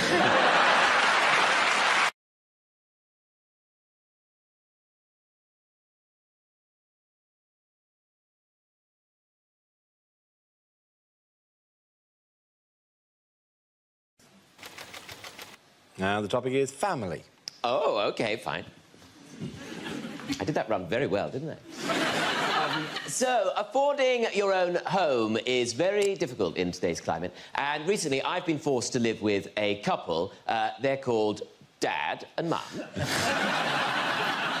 one thing that my parents' friends all like to let me know is that they are down with the pervs. With the pervs, they love the pervs, and I'm gay. I'm gay. I don't know if I needed to explain that. Well, I say I'm gay. I hardly find the time. But I mean, I'm a Gemini as well, but they don't get a parade. But the thing is, like, their friend Les wanted to come over and talk to me. Les comes over and he says, "Oh, Tom, I've got to tell you, right? My brother, he is gay now." Gay now? I mean, it sounded like he'd done an evening class and become a Pilates instructor. So oh, yeah, my brother, he's gay now. He's ever so worried about telling me, He said, oh, I've got to tell you, Les, I'm gay, Les. I thought, gay, Les? That's complicated, isn't it? I didn't know you could be both. So I'm gay, Les. And I just said to him, Tom, oh, don't worry, bruv. There's one on every bus. Which I thought was a very confusing thing to say, because as far as I'm concerned, all the gays I know use Uber. Thank you very much, Tom. Well done. Give that round points go to Tom Allen.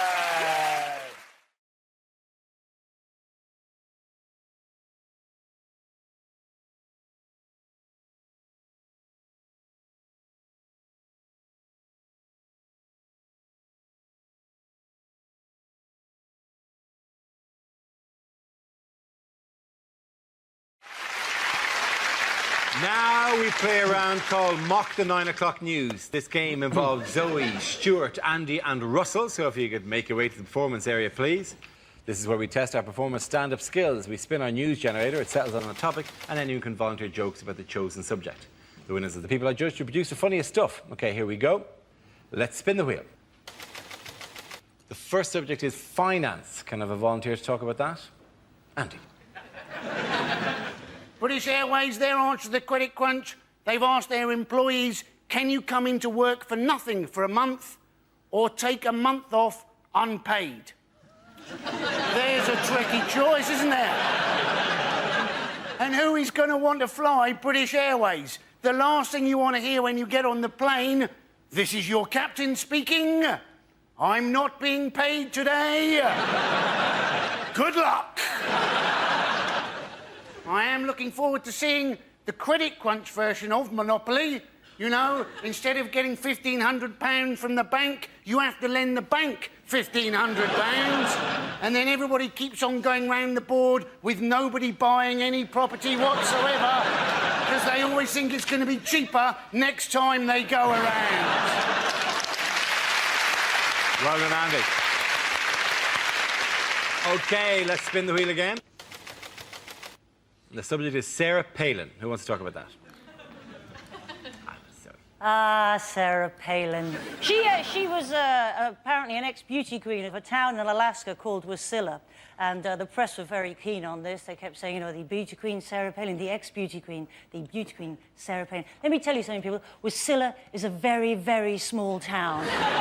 Population 8, possibly 9,000 people at the best of times. To call it a one-horse town is to over-exaggerate the number of horses in that town by one. They timeshare a horse with another shithole down the road. brother used to live in Anchorage, Alaska, and I have been to Wasilla. And in the 5 minutes it took us to drive across Wasilla, I was voted beauty queen of Wasilla. It was no big deal, honestly. An otter and a caribou came second and third, respect. Thank you very much, Joey. That leaves us with Stuart and Russell. Let's spin the wheel again. The next topic is men's health. Who wants to come in on that? Russell. I went to the doctors recently with anal issues. I thought I had cancer, not I can't put my CDs in order. But it's a terrifying moment, right? So scary, because in your head, I'm going to die. And I went there and I took down my trousers. Obviously, we had a chat first, and it just... I'm not very well. You can see that, mate. This is a chip shop. You've never done it slower in your life. I was just peeling them down. I got them down to about there. Just heard his booming voice go, in the other room. You have a decision to make there. Do you pull them up or do you waddle with pride, right? You waddle, that's what you do. When you waddle, you can't help but giggle. The last thing you need is to be giggling is before a man's going to pop his finger in your Richard, because now you're a wiggling target, right? I'll be honest, when the finger goes in, you're not laughing anymore! You're like a red arrow! And that's the moment they chat. How you doing? Fine. When you draw the curtains, we've gathered quite a crowd. Look at that, it's Atrium Steps and he's getting violated. I'm Russell!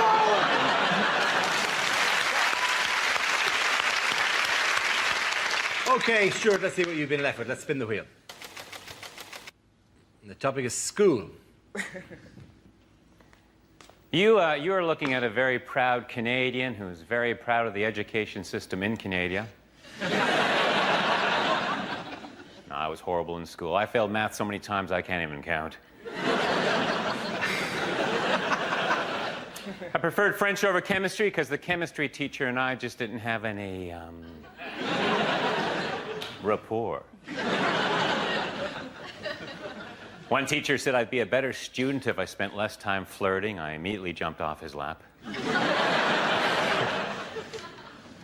One teacher used to always say I wasn't very observant, but you know what? That was his or her opinion.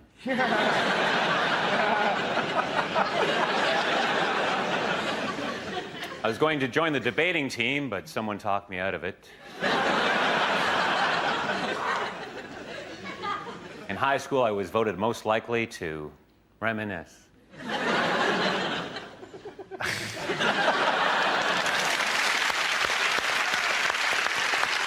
OK, at the end of that round, the points go to Zoe and Stuart.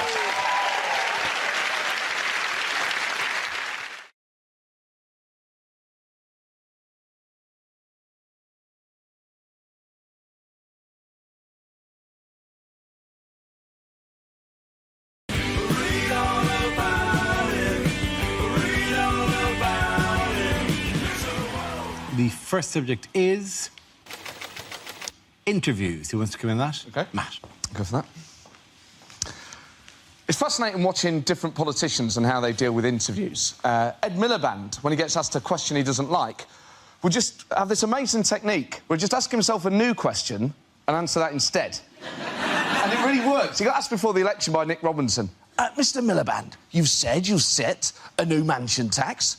If you become Prime Minister, but you won't yet tell us at what rate you would set it. And Miliband just went, look, Nick, if you're asking me, have I got a plan for the housing market, then the answer's yes. It's amazing. Farage is one of the best ones at it, because no matter what you ask him, he'll get a political answer in somewhere. You could say, Nigel, what you had for breakfast, mate? And he'd go, tea, toast and the Telegraph, great British breakfast. He always manages to get his messages across. Boris Johnson is fascinating because he just loves avoiding questions, and he uses a twin-track approach of flattery and Latin. And this genuinely works. If he was here now, you could say, Boris, come on, just a minute. You want to be Prime Minister?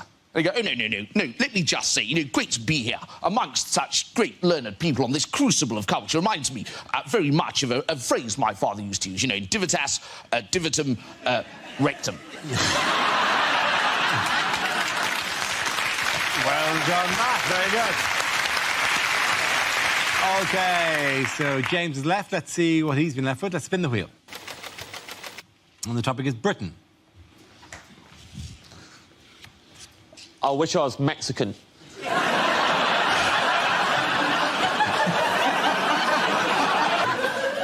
Love everything about... I love Mexican food. My favourite place to eat is a Mexican restaurant called Oaxaca. All you need to know about Oaxaca, everyone steals their spoons. So much so that every January, Oaxaca have a spoon amnesty on. You bring back one of the stolen spoons, and then they reward you with 3 tacos. Genius. Not only do they get their spoons back, they also get to watch while the thieves eat tacos, which I imagine have been interfered with beyond belief. Love Mexican food, love Mexican music. Mariachi music, best music in the world. Top 3 mariachi songs. Number 1.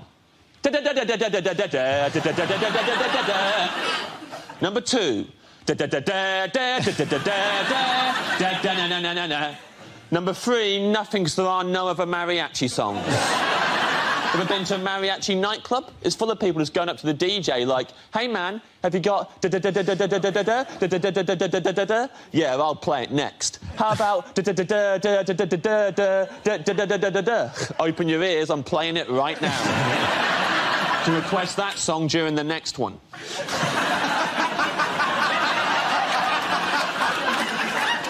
Growing up in school, I was the only kid in my whole school who liked mariachi music. It was a nightmare. I couldn't walk down the corridor without some knob knocking my sombrero off my head. Stepping on the back of my poncho on the way in a maths class. Once, a kid wrote Chimichanga Bumboy across my forehead while I was having my post-lunch siesta.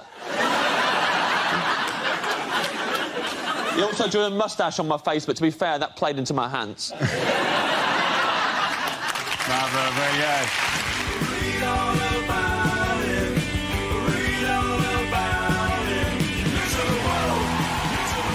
It's close, but for sticking to the topic, James Acaster gets the points. Well done to both of you. Come on back.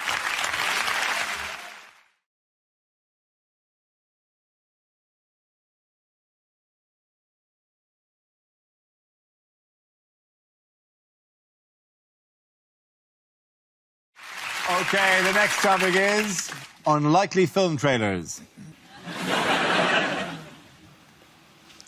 One man fights his greatest peril.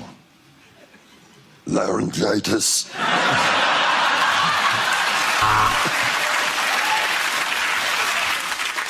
Troy, certificate 15. If you're too young, why don't you make a giant wooden adult?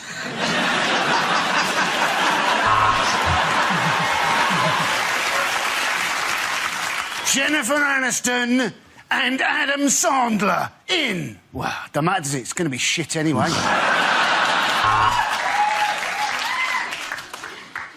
A UKIP film presentation, 101 Damn Asians.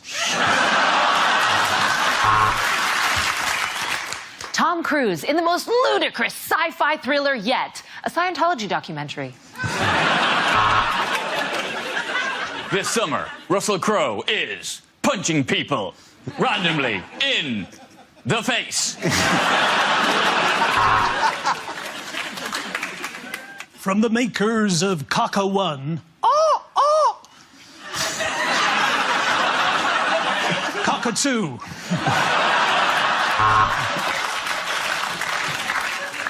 Do you want to build a snowman? Do you want to have the words to let it go in your head all the time until you die? Then come see Frozen. I dare you. Thor. You'll be amazed at how many problems can be solved by a big man with a massive hammer.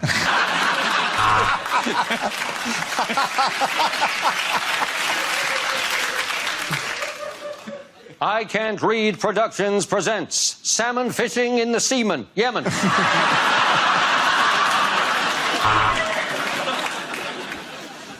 Look, an ancient African city. From the makers of Timbuk 1.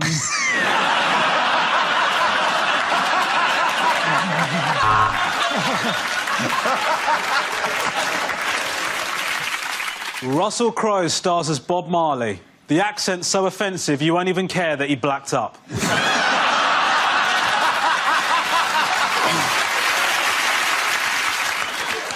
No, this isn't the day the Earth stood still. It's just that you're in Norfolk.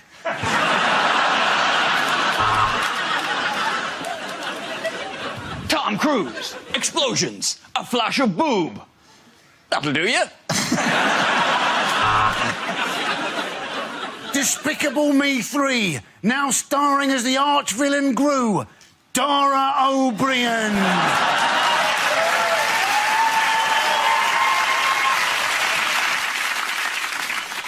It looks like a runner bean, only smaller. From the makers of Mange 1.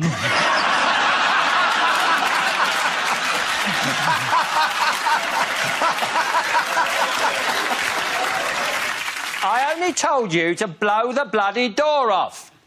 In cinemas now, the Oscar Pistorius story. At the end of that round, the points go to Ed Milton.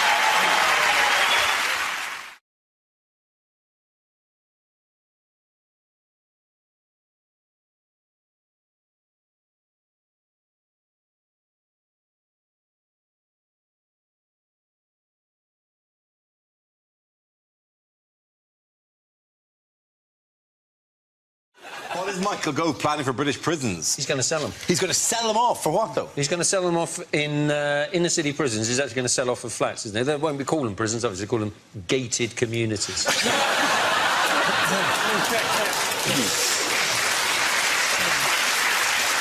I only hope that the viewing starts early and there's people, middle-class couples looking around going, oh, yes, no, oh, no, we'll knock through here. And there's a bloke going, try that. He is, though. He's trying to reform the prisons after he turned the school system into the prison system. Yeah. You get, sometimes when I'm sitting next to Rob, I feel like a bus driver with a guy just standing up front talking to me. Another thing, yeah. And you know how you stop yourself falling over if you're doing that? You've got to really just spread your legs across. In France, is it called doing a bit of croissant? Doing a bit of porridge, isn't it? Oh, porridge, sorry, yeah. Oh, sorry, I forgot. I wasn't in my world. I bought Alpen the other day without added sugar. I was really sick. It was like eating the bottom of the hamster cage. How do you know that? Because I was really hungry one morning and I didn't have anything. A lot of prisons are more independent now anyway. Broadmoor, Strangeways, Australia.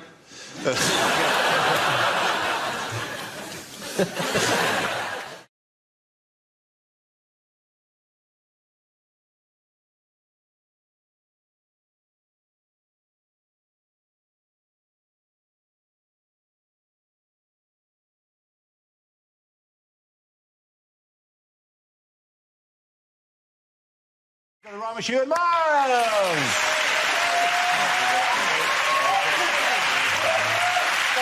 Now we come to scenes we'd like to see. So if everyone can make their way over to the performance area, I'll read out this week's topics and we'll see what our panellists can come up with. OK, here we go. The first subject is unlikely greeting cards. Roses are red, violets are blue. Sorry you're dead. What can you do?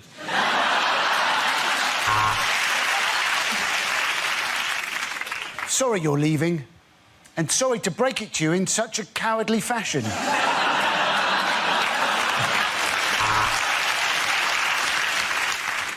Happy Father's Day, whoever you are, wherever you are.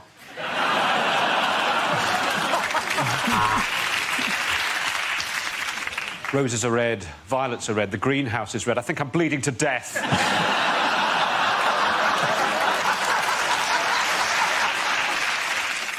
At this difficult time, I'm thinking of you, wearing suspenders and a mask.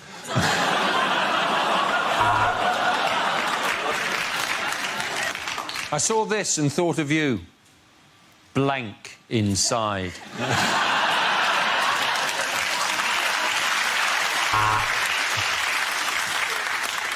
My feelings can't be put into words, although the judge did describe them as inappropriate.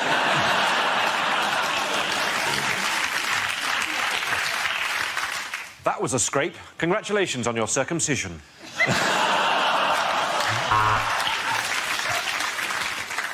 Congratulations, you did it. And we'll prove it. The Crown Prosecution Service.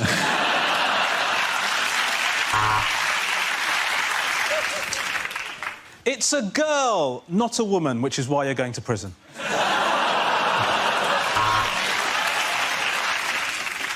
With deepest sympathies for the loss of your grandmother. / happy housewarming.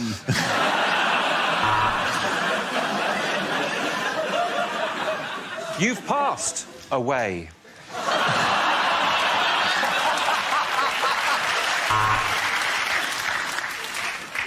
21 years, and this time you'll probably die in prison.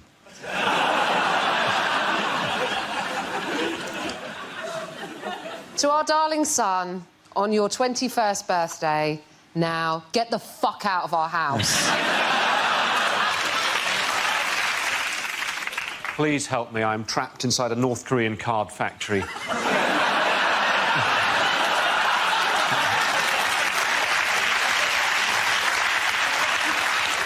Also, Iron Man says happy 4th birthday.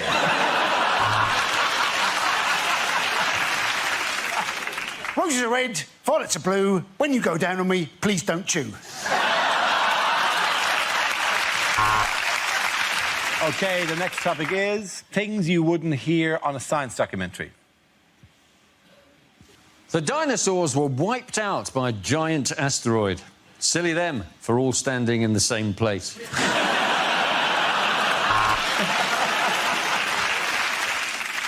Does it burn anything other than Bunsen?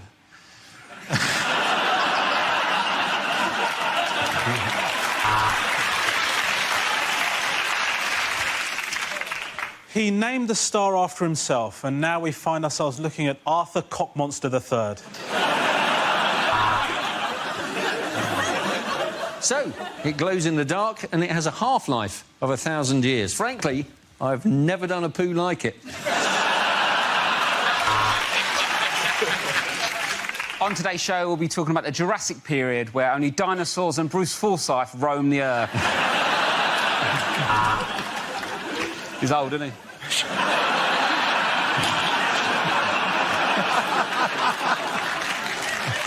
For Sarah Palin, it's conclusive proof that man and dinosaur existed together. For everybody else, the Flintstones is just a cartoon. Next, biology. Why is that gorilla so sexy? Let the proton see the electron.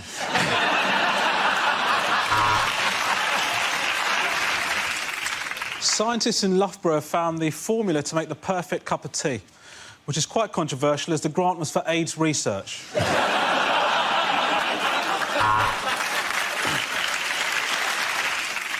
You've been watching me, Richard Dawkins. Good night and God bless.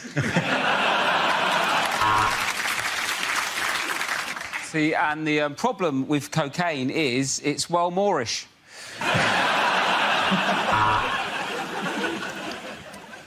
Well, we could ask a proper scientist about this, or we could ask Dara O'Brien.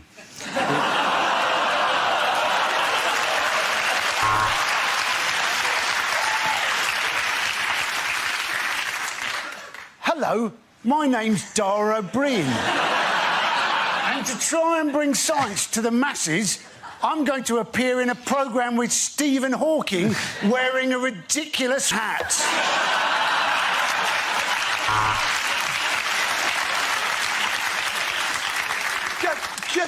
Just enough with the, you know... I love that hat, by the way. Hello, I'm Dara O'Brien. And I've got a massive head and a massive brain. But all I get to do in this bit is just press a little button.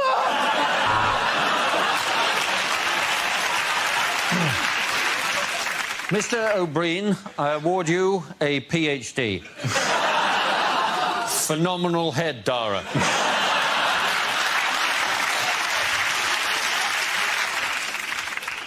I would just like to say that I think Dara O'Brien's a legend.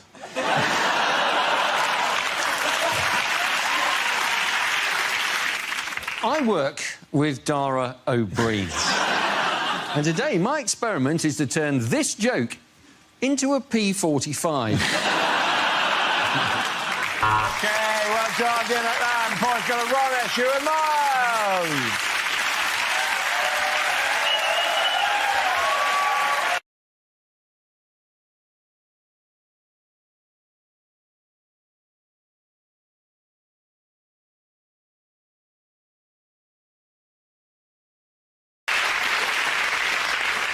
Now we play a round called Harry Potter and the Wheel of News. This game involves Hugh, Andy, Frankie and Russell, so if you could make your way to the performance area, please. This is where we test our performers' stand-up skills. We spin our news generator, it settles on a topic, and anyone can volunteer jokes about the chosen subject. OK, here we go. Let's spin the wheel. The first subject is alternative medicine. Can I have a volunteer to talk about that? Andy. Apparently, a lot of people trying to get into therapy at the moment, other people knocking it, saying, you know, oh, well, you should just lose your inhibitions, talk about your problems to your friends. I thought I'd try this. I talked about my problems to my friends for a whole hour.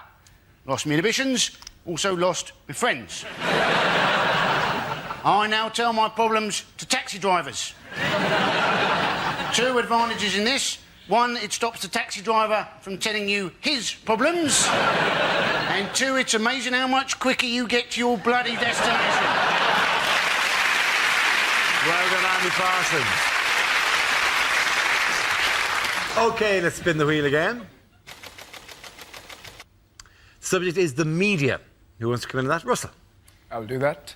I'd see, you know, the way I like getting the news is Radio 5 Live. It's fantastic, 'cause it's just news and nutters, isn't it? They'll read out, like, that was the Pope's view on abortion, and then, hello, Felicity Puddleduck here, livid and ill-informed. I'd just like to say those harlots who give birth to their children aged 2 that charge you to national service. I'm off to bake a cake. And sat there listening, and then the next night, David, are you out of your mind? Cloning? Think it through. 2 versions of me. Want to go out and commit a crime? Who gets blamed for it? Me! I'm doing it 20 straight. He's banging my wife. Where's the justice? And you sat there listening to these nutters, and then the most ridiculous story. A man in Bristol's found the face of Jesus on a crisp. And suddenly, I couldn't believe how you put up my frazzles. There he was! Russell Howard. OK, the leaders are Hugh and Frankie. The next topic is sport. Do you know, I've heard a rumour that horse racing may not be completely honest. It's unbelievable, isn't it? But how do you stop the corruption? Well, one solution may be to call horses something like mafia-backed second favourite. Because if everyone did that, everyone would be confused, no one would know who to bet on, and the whole thing would be fair again. And they're off, and the first to show is blatantly bribe, followed by mafia-backed second favourite. They're just ahead of Dope to the Gills, Mysterious Limp, and just behind them, Out for a Canter, and I'll Fall at the Fifth. And as they come to the fifth, I'll Fall at the Fifth has fallen. I'll Fall at the Fifth has fallen at the fifth in a magnificent display of cheating, and they're coming into the final furlong. Mysterious Limp is slowing, Out for a Canter is clearly struggling, but coming through strongly is mafia-backed second favourite, and as they cross the line, mafia-backed second favourite has won it, which is remarkable, seeing as he has no head. That's been left in someone's bed for tomorrow morning. Well done, you. Well done, you. OK, Frankie, let's see what you've been left with. And it's environment. Didn't that used to be an advert for mints? Ryanair getting a hard time from the environmental lobby because they've launched a £7 flight to New York. Although, as always with Ryanair, it does land slightly outside New York, in Dublin. It's a pity we can't harness more natural energy, isn't it? Pity we can't harness the power of British moaning. Oh no, that moaning-powered light bulb's on the blink again. Oh no, there it is, back on. Everyone complained about the floods, didn't they? I like storms. I like thunder and lightning. What I like to do during a storm is shag my girlfriend and pretend that we're taking part in the conception of the Antichrist. Frankie Boyle, ladies and gentlemen. At the end of that round, the points go to Frankie and you.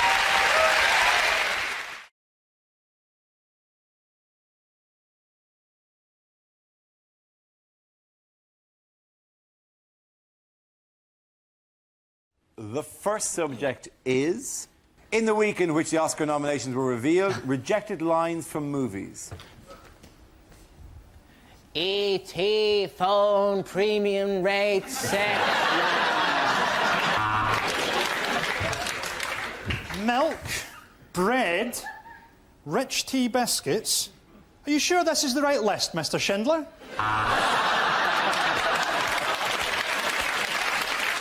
There are 50,000 Zulu outside. Now tell Jade to get back inside and keep her bloody mouth shut.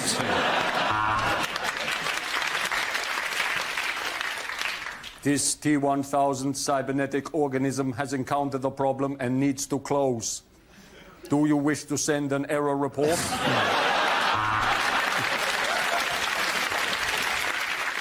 My name is Maximus Decimus Meridius, but on weekends, Marjorie. A census taker tried to test me once. I ate his liver with some fish fingers and a bottle of Jacob's Creek. Good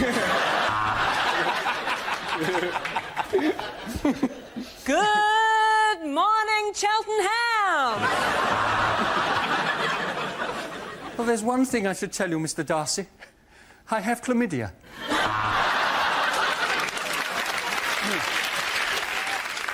What, Rambo? You want to wait for a UN resolution? Frankly, my dear, I don't give a damn. But thank you for phoning the BT helpline. Luke Skywalker, I am your mother.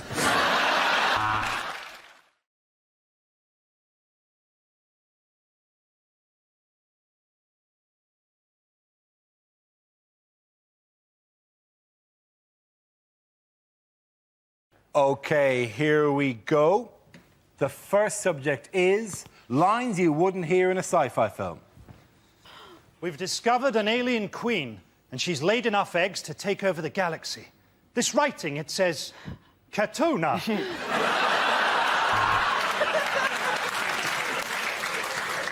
I am C-3PO. This is my cousin, WD-40. All right, Chewie, you look different after that back sack and crack wax.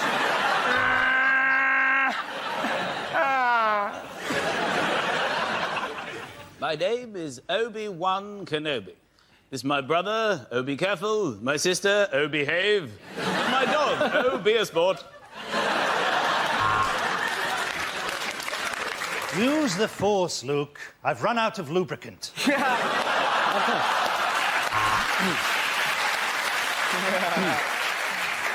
Yeah, that's right. We aliens have learnt your language by listening to your radio broadcasts. The androids are going berserk, Captain. Let's try switching them off and then on again. Stardate 2171.6. Captain's log. Still won't flush. I'll try again later.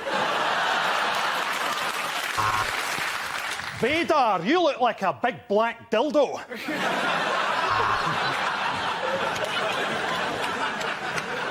Captain, I've been repeatedly firing this laser at that alien, but all I've managed to do is improve its eyesight and give it a Brazilian.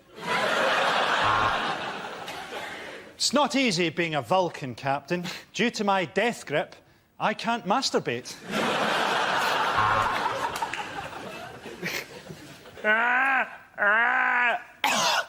Had that hairball in there for years. You're loving Chewie. I need to break into the Death Star's computer system. Who knows Darth Maul's mother's maiden name? Captain, the ethereal sounds being made by this beautiful dying creature from another world is some funky shit.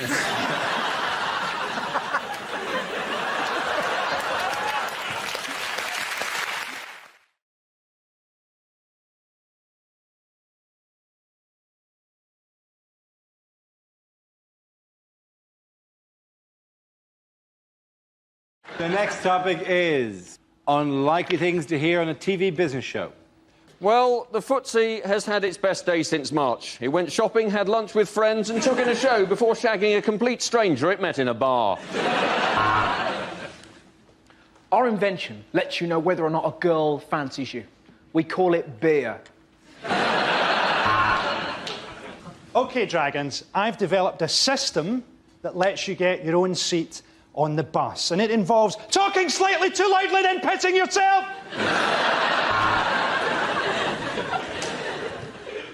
This morning, I'm asking for £500,000. And with that, I will buy 500,000 lottery tickets.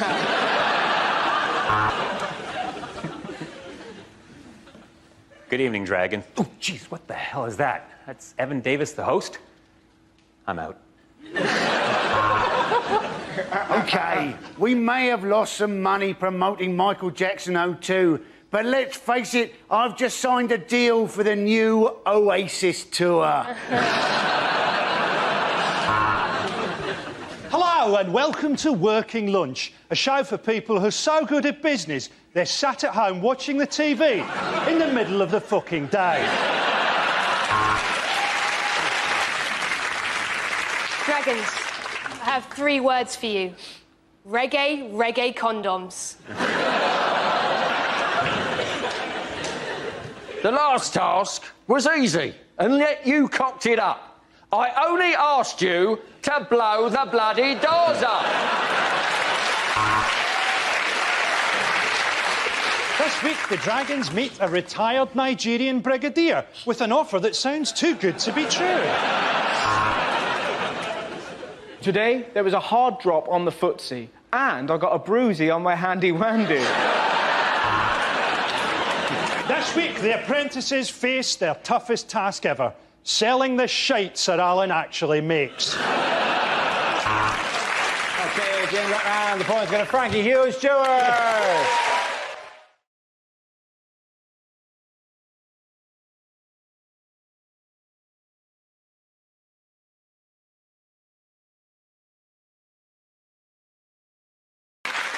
OK, now we come to our final quickfire round called Scenes We'd Like to See. This is for everyone, so if you can make your way to the performance area, please. I cut ideas for scenarios we'd love to see, and the performers come in with their suggestions. OK, here we go. The first subject is unlikely things to hear on a consumer programme. I'm Adrian Childs, and I was shocked by the new Shrek film. I've not been paid for it, yet I seem to be starring in it. Consumer scams are on the increase. If you'd like to find out how to stop them, send us your name and address, your date of birth, and your mother's maiden name.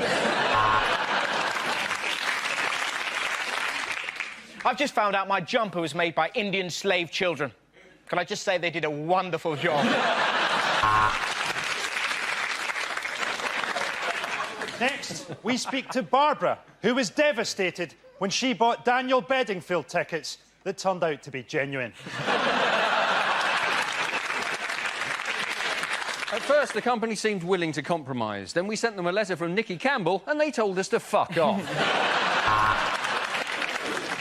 I won't be on this show next week because I'm going off to Nigeria to pick up my lottery winnings. Last week, we said that we were going to expose London's security scene. This week, we say, there's been a misunderstanding. Could I please have my kids back? On closer inspection, Mrs. Wilkins, your hamster's jacuzzi would appear to be a food blender. Hey, I'm Nicky Campbell, and I've been ploughing through the usual 5 sacks of hate mail to find this letter complaining about washing powder. Today, as I stand before you penniless in the last clothes I own, we ask, is divorce biased in favour of the greedy bitch who left me? We got there, the weather were crap, the food were crap, the locals were racist. What a bloody brilliant holiday! Of the half dozen condoms we tested, all but 2 burst in my stomach. I'm Anne Robinson, and without plastic surgery, I'd look like E.T.'s balls. OK, the next topic is things a sports commentator would never say. Oh, they've called in the video referee. Which is better, Alien or Predator? Oh, yes, and that's a beautiful uppercut. And another one. But hey, the DJ is still not going to change the track for Stephen Gerrard. Jimmy White holding up the cue there as he collapses at the Telenoid bins. Welcome to Robot Wars. Cruncher, ready. Stephen Hawkins, ready.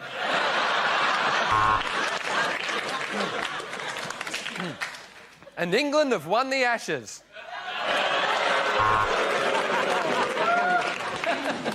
It's the women's 100 metres final, and from left to right, it's no, no, yes, maybe, from behind. Definitely not. The Queen smashes Camilla in the face and Prince Philip hits her with a hammer. This is what I call a Royal Rumble. Venus Williams has brought something different to the ladies' game. Male genitalia. Oh, he's great with a dead ball. When I had one, I had to sit down for a week. And I think that massive widescreen close-up of the wedgie goes some way to explaining why we don't normally televise judo.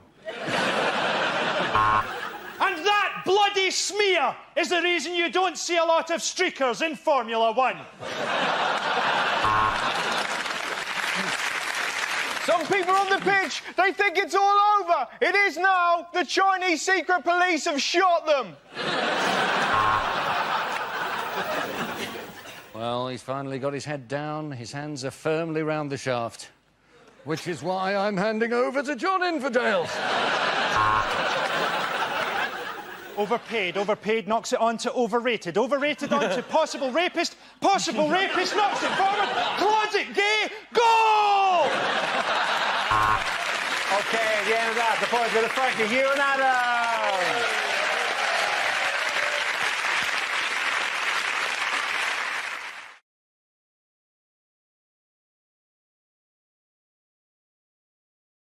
Now we play a round called Mock You. I won't do what you tell me.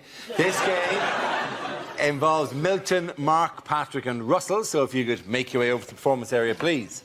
This round is a stand-up challenge. I launch the wheel of news, and wherever it chooses to stop, one of our performers must step forward to talk about that subject. The winner is whoever I think is the funniest. OK, here we go. Our first topic, please. And it's travel. Who wants to come in that? Mark Watson. I think the thing with travelling is it's often quite hard to make yourself understood. I was in South Africa recently, and the way they talk there, that's not even the joke yet. I literally went to South Africa. All their vowels sound the same. So a word like cigarettes, it sounds like secrets. I was there. This guy was going, "Give me one of your secrets. Can I have one of your secrets?" Like, well, I once masturbated in a library.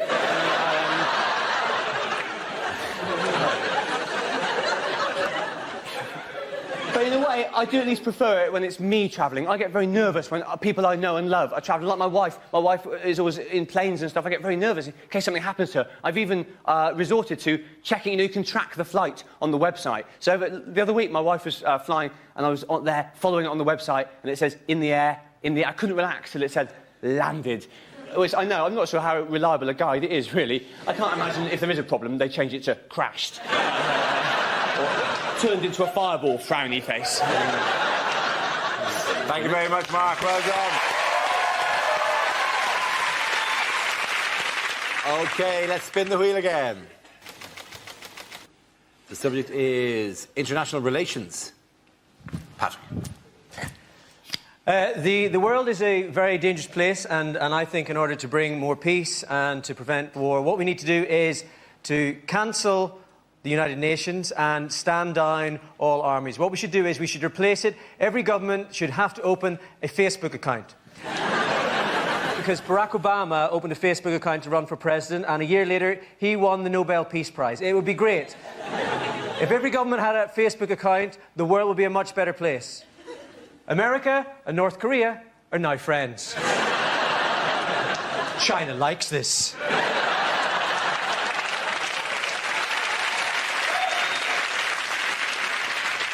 Hezbollah has poked Israel. The people of Palestine have written on Israel's wall. Osama bin Laden has tagged you in an album.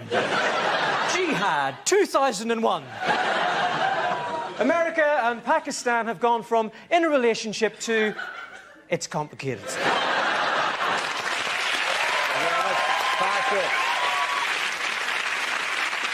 OK, that leaves us Milton and Russell. The next topic, please. And it's etiquette. I'm quite a socially awkward bloke. Oh, thanks for laughing at just that.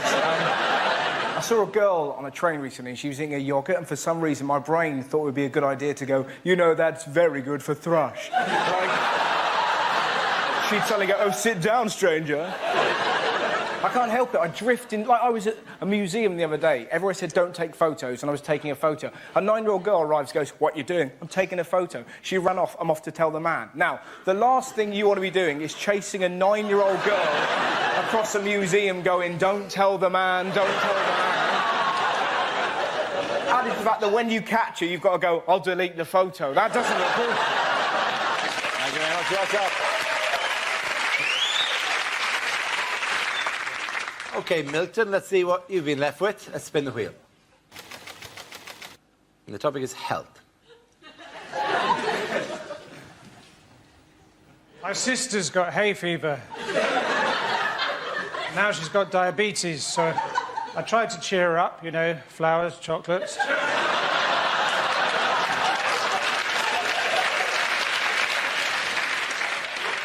About a month before he died, my grandfather recovered his back with lard. After that, he went downhill very quickly.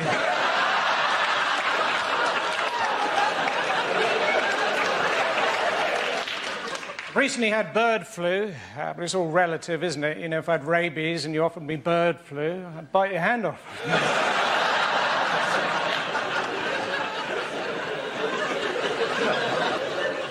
Last summer, I set up a clinic for colonic irrigation. But the hosepipe ban hit us hard.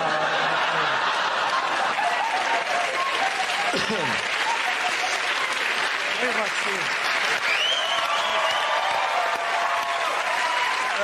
I think the points have to go to Milton and Patrick. Give a round of applause.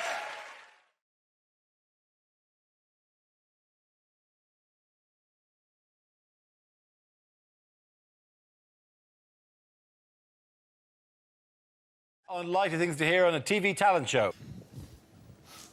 Tonight, I'm going to be climbing a step ladder.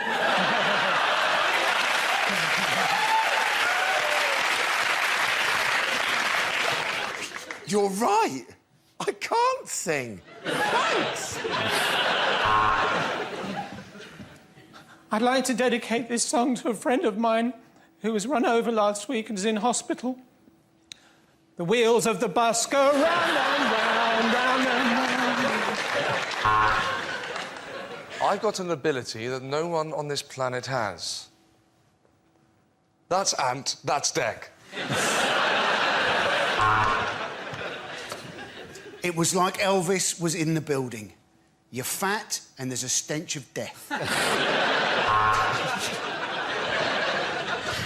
Well, Peter, it's not what everyone would call entertainment, but you are one hell of an assassin.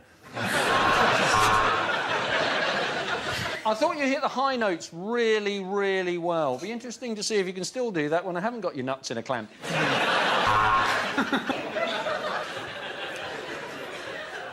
Hello. Where's my double act partner? Oh, he's in here.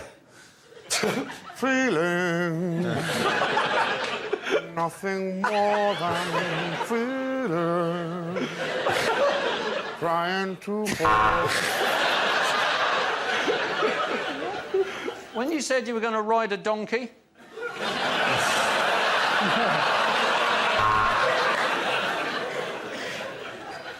Yes, I have been on the show before.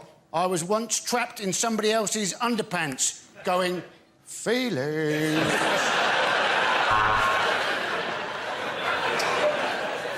That was an exceptional performance, and the way that you have overcome your blindness is truly inspirational. But this is a chip shop, the X Factor audition.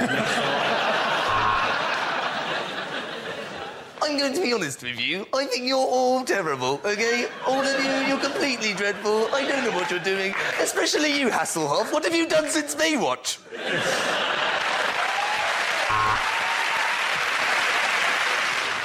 And as well as that, I can unzip the top of my head. It's where I keep my pyjamas.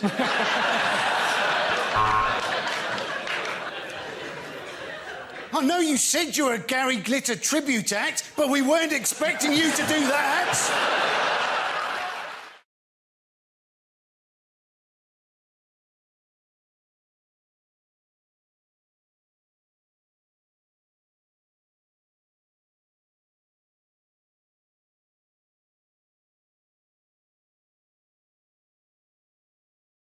The news, what's going on here? Is it Labour announcing the new replacement for Trident?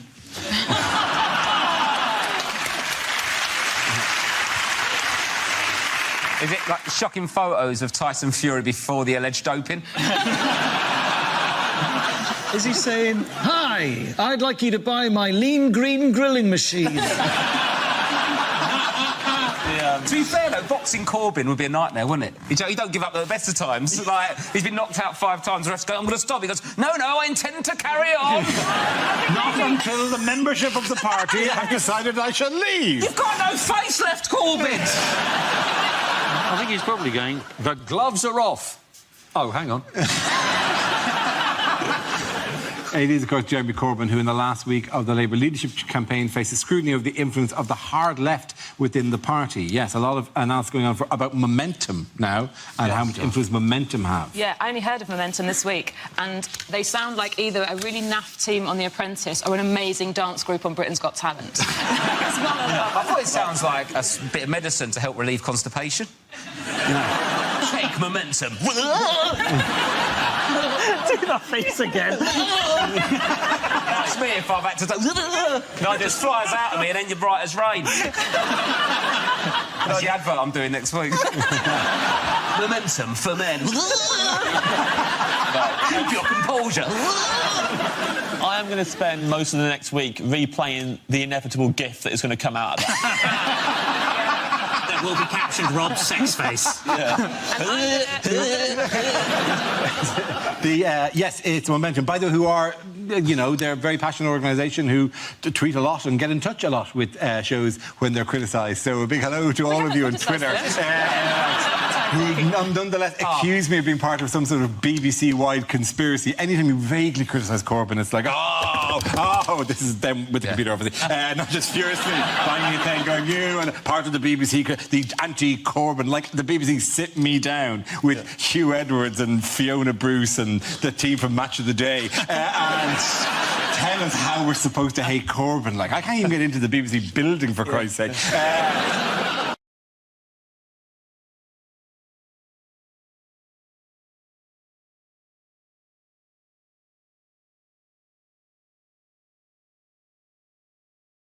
Now we come to our final quickfire round called Scenes We'd Like to See. This is for everyone, so if you can make your way to the performance area, please. I quote ideas for scenarios we'd love to see, and the performers come in with their suggestions. OK, here we go. The first subject is lines you wouldn't hear in a sci-fi film. We've discovered an alien queen, and she's laid enough eggs to take over the galaxy. This writing, it says, Katuna.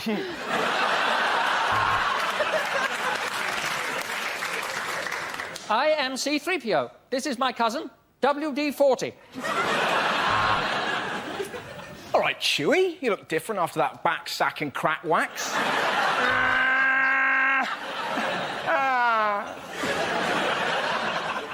My name is Obi-Wan Kenobi.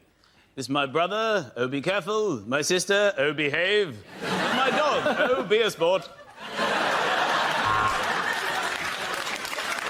Use the Force, Luke. I've run out of lubricant.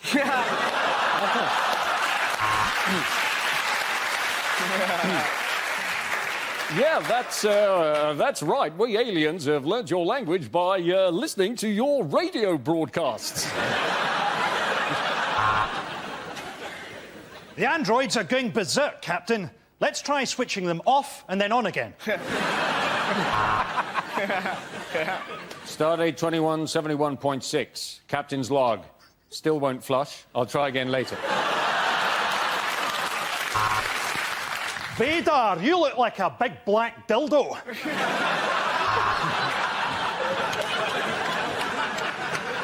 Captain, I've been repeatedly firing this laser at that alien, but all I've managed to do is improve its eyesight and give it a Brazilian. It's not easy being a Vulcan, Captain. Due to my death grip, I can't masturbate.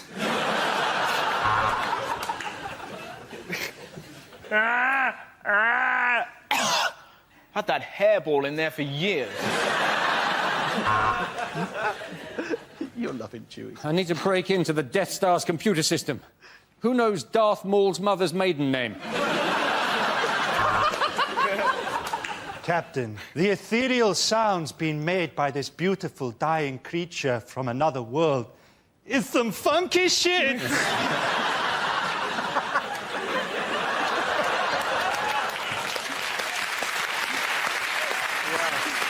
Okay, the next topic is things you wouldn't hear on the radio. In that episode of the Hugh Dennis story, Hugh Dennis was played by Bruce Willis, Steve Punt was played by Hugh Dennis, and the band was Shawaddy Waddy.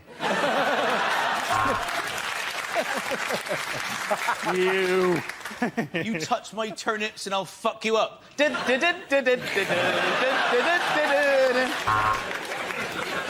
And now for a travel update. There is an accident on the M1. It's a good one, so hurry up. There's flames and everything. Next, a book at bedtime. Martin Jarvis reads the speeches of Hitler in a high-pitched girl's voice. Good afternoon, this is Radio 4 and I have a regional accent.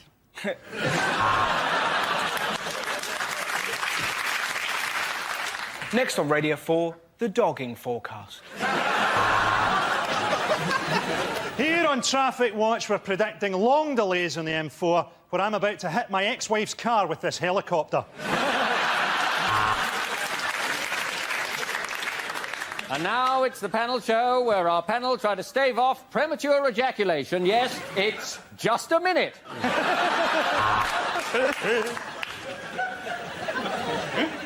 Good morning, this is Breakfast with Tony Blackburn. I'm not actually on the radio, I've broken into your kitchen. Do you want toast? Next, more lesbian propaganda with Woman's Hour. Well, you've certainly stumped the Gardener's Question Time panel. None of us know how to bring a fox to orgasm. You're listening to Heart FM. The same 5 songs all day long.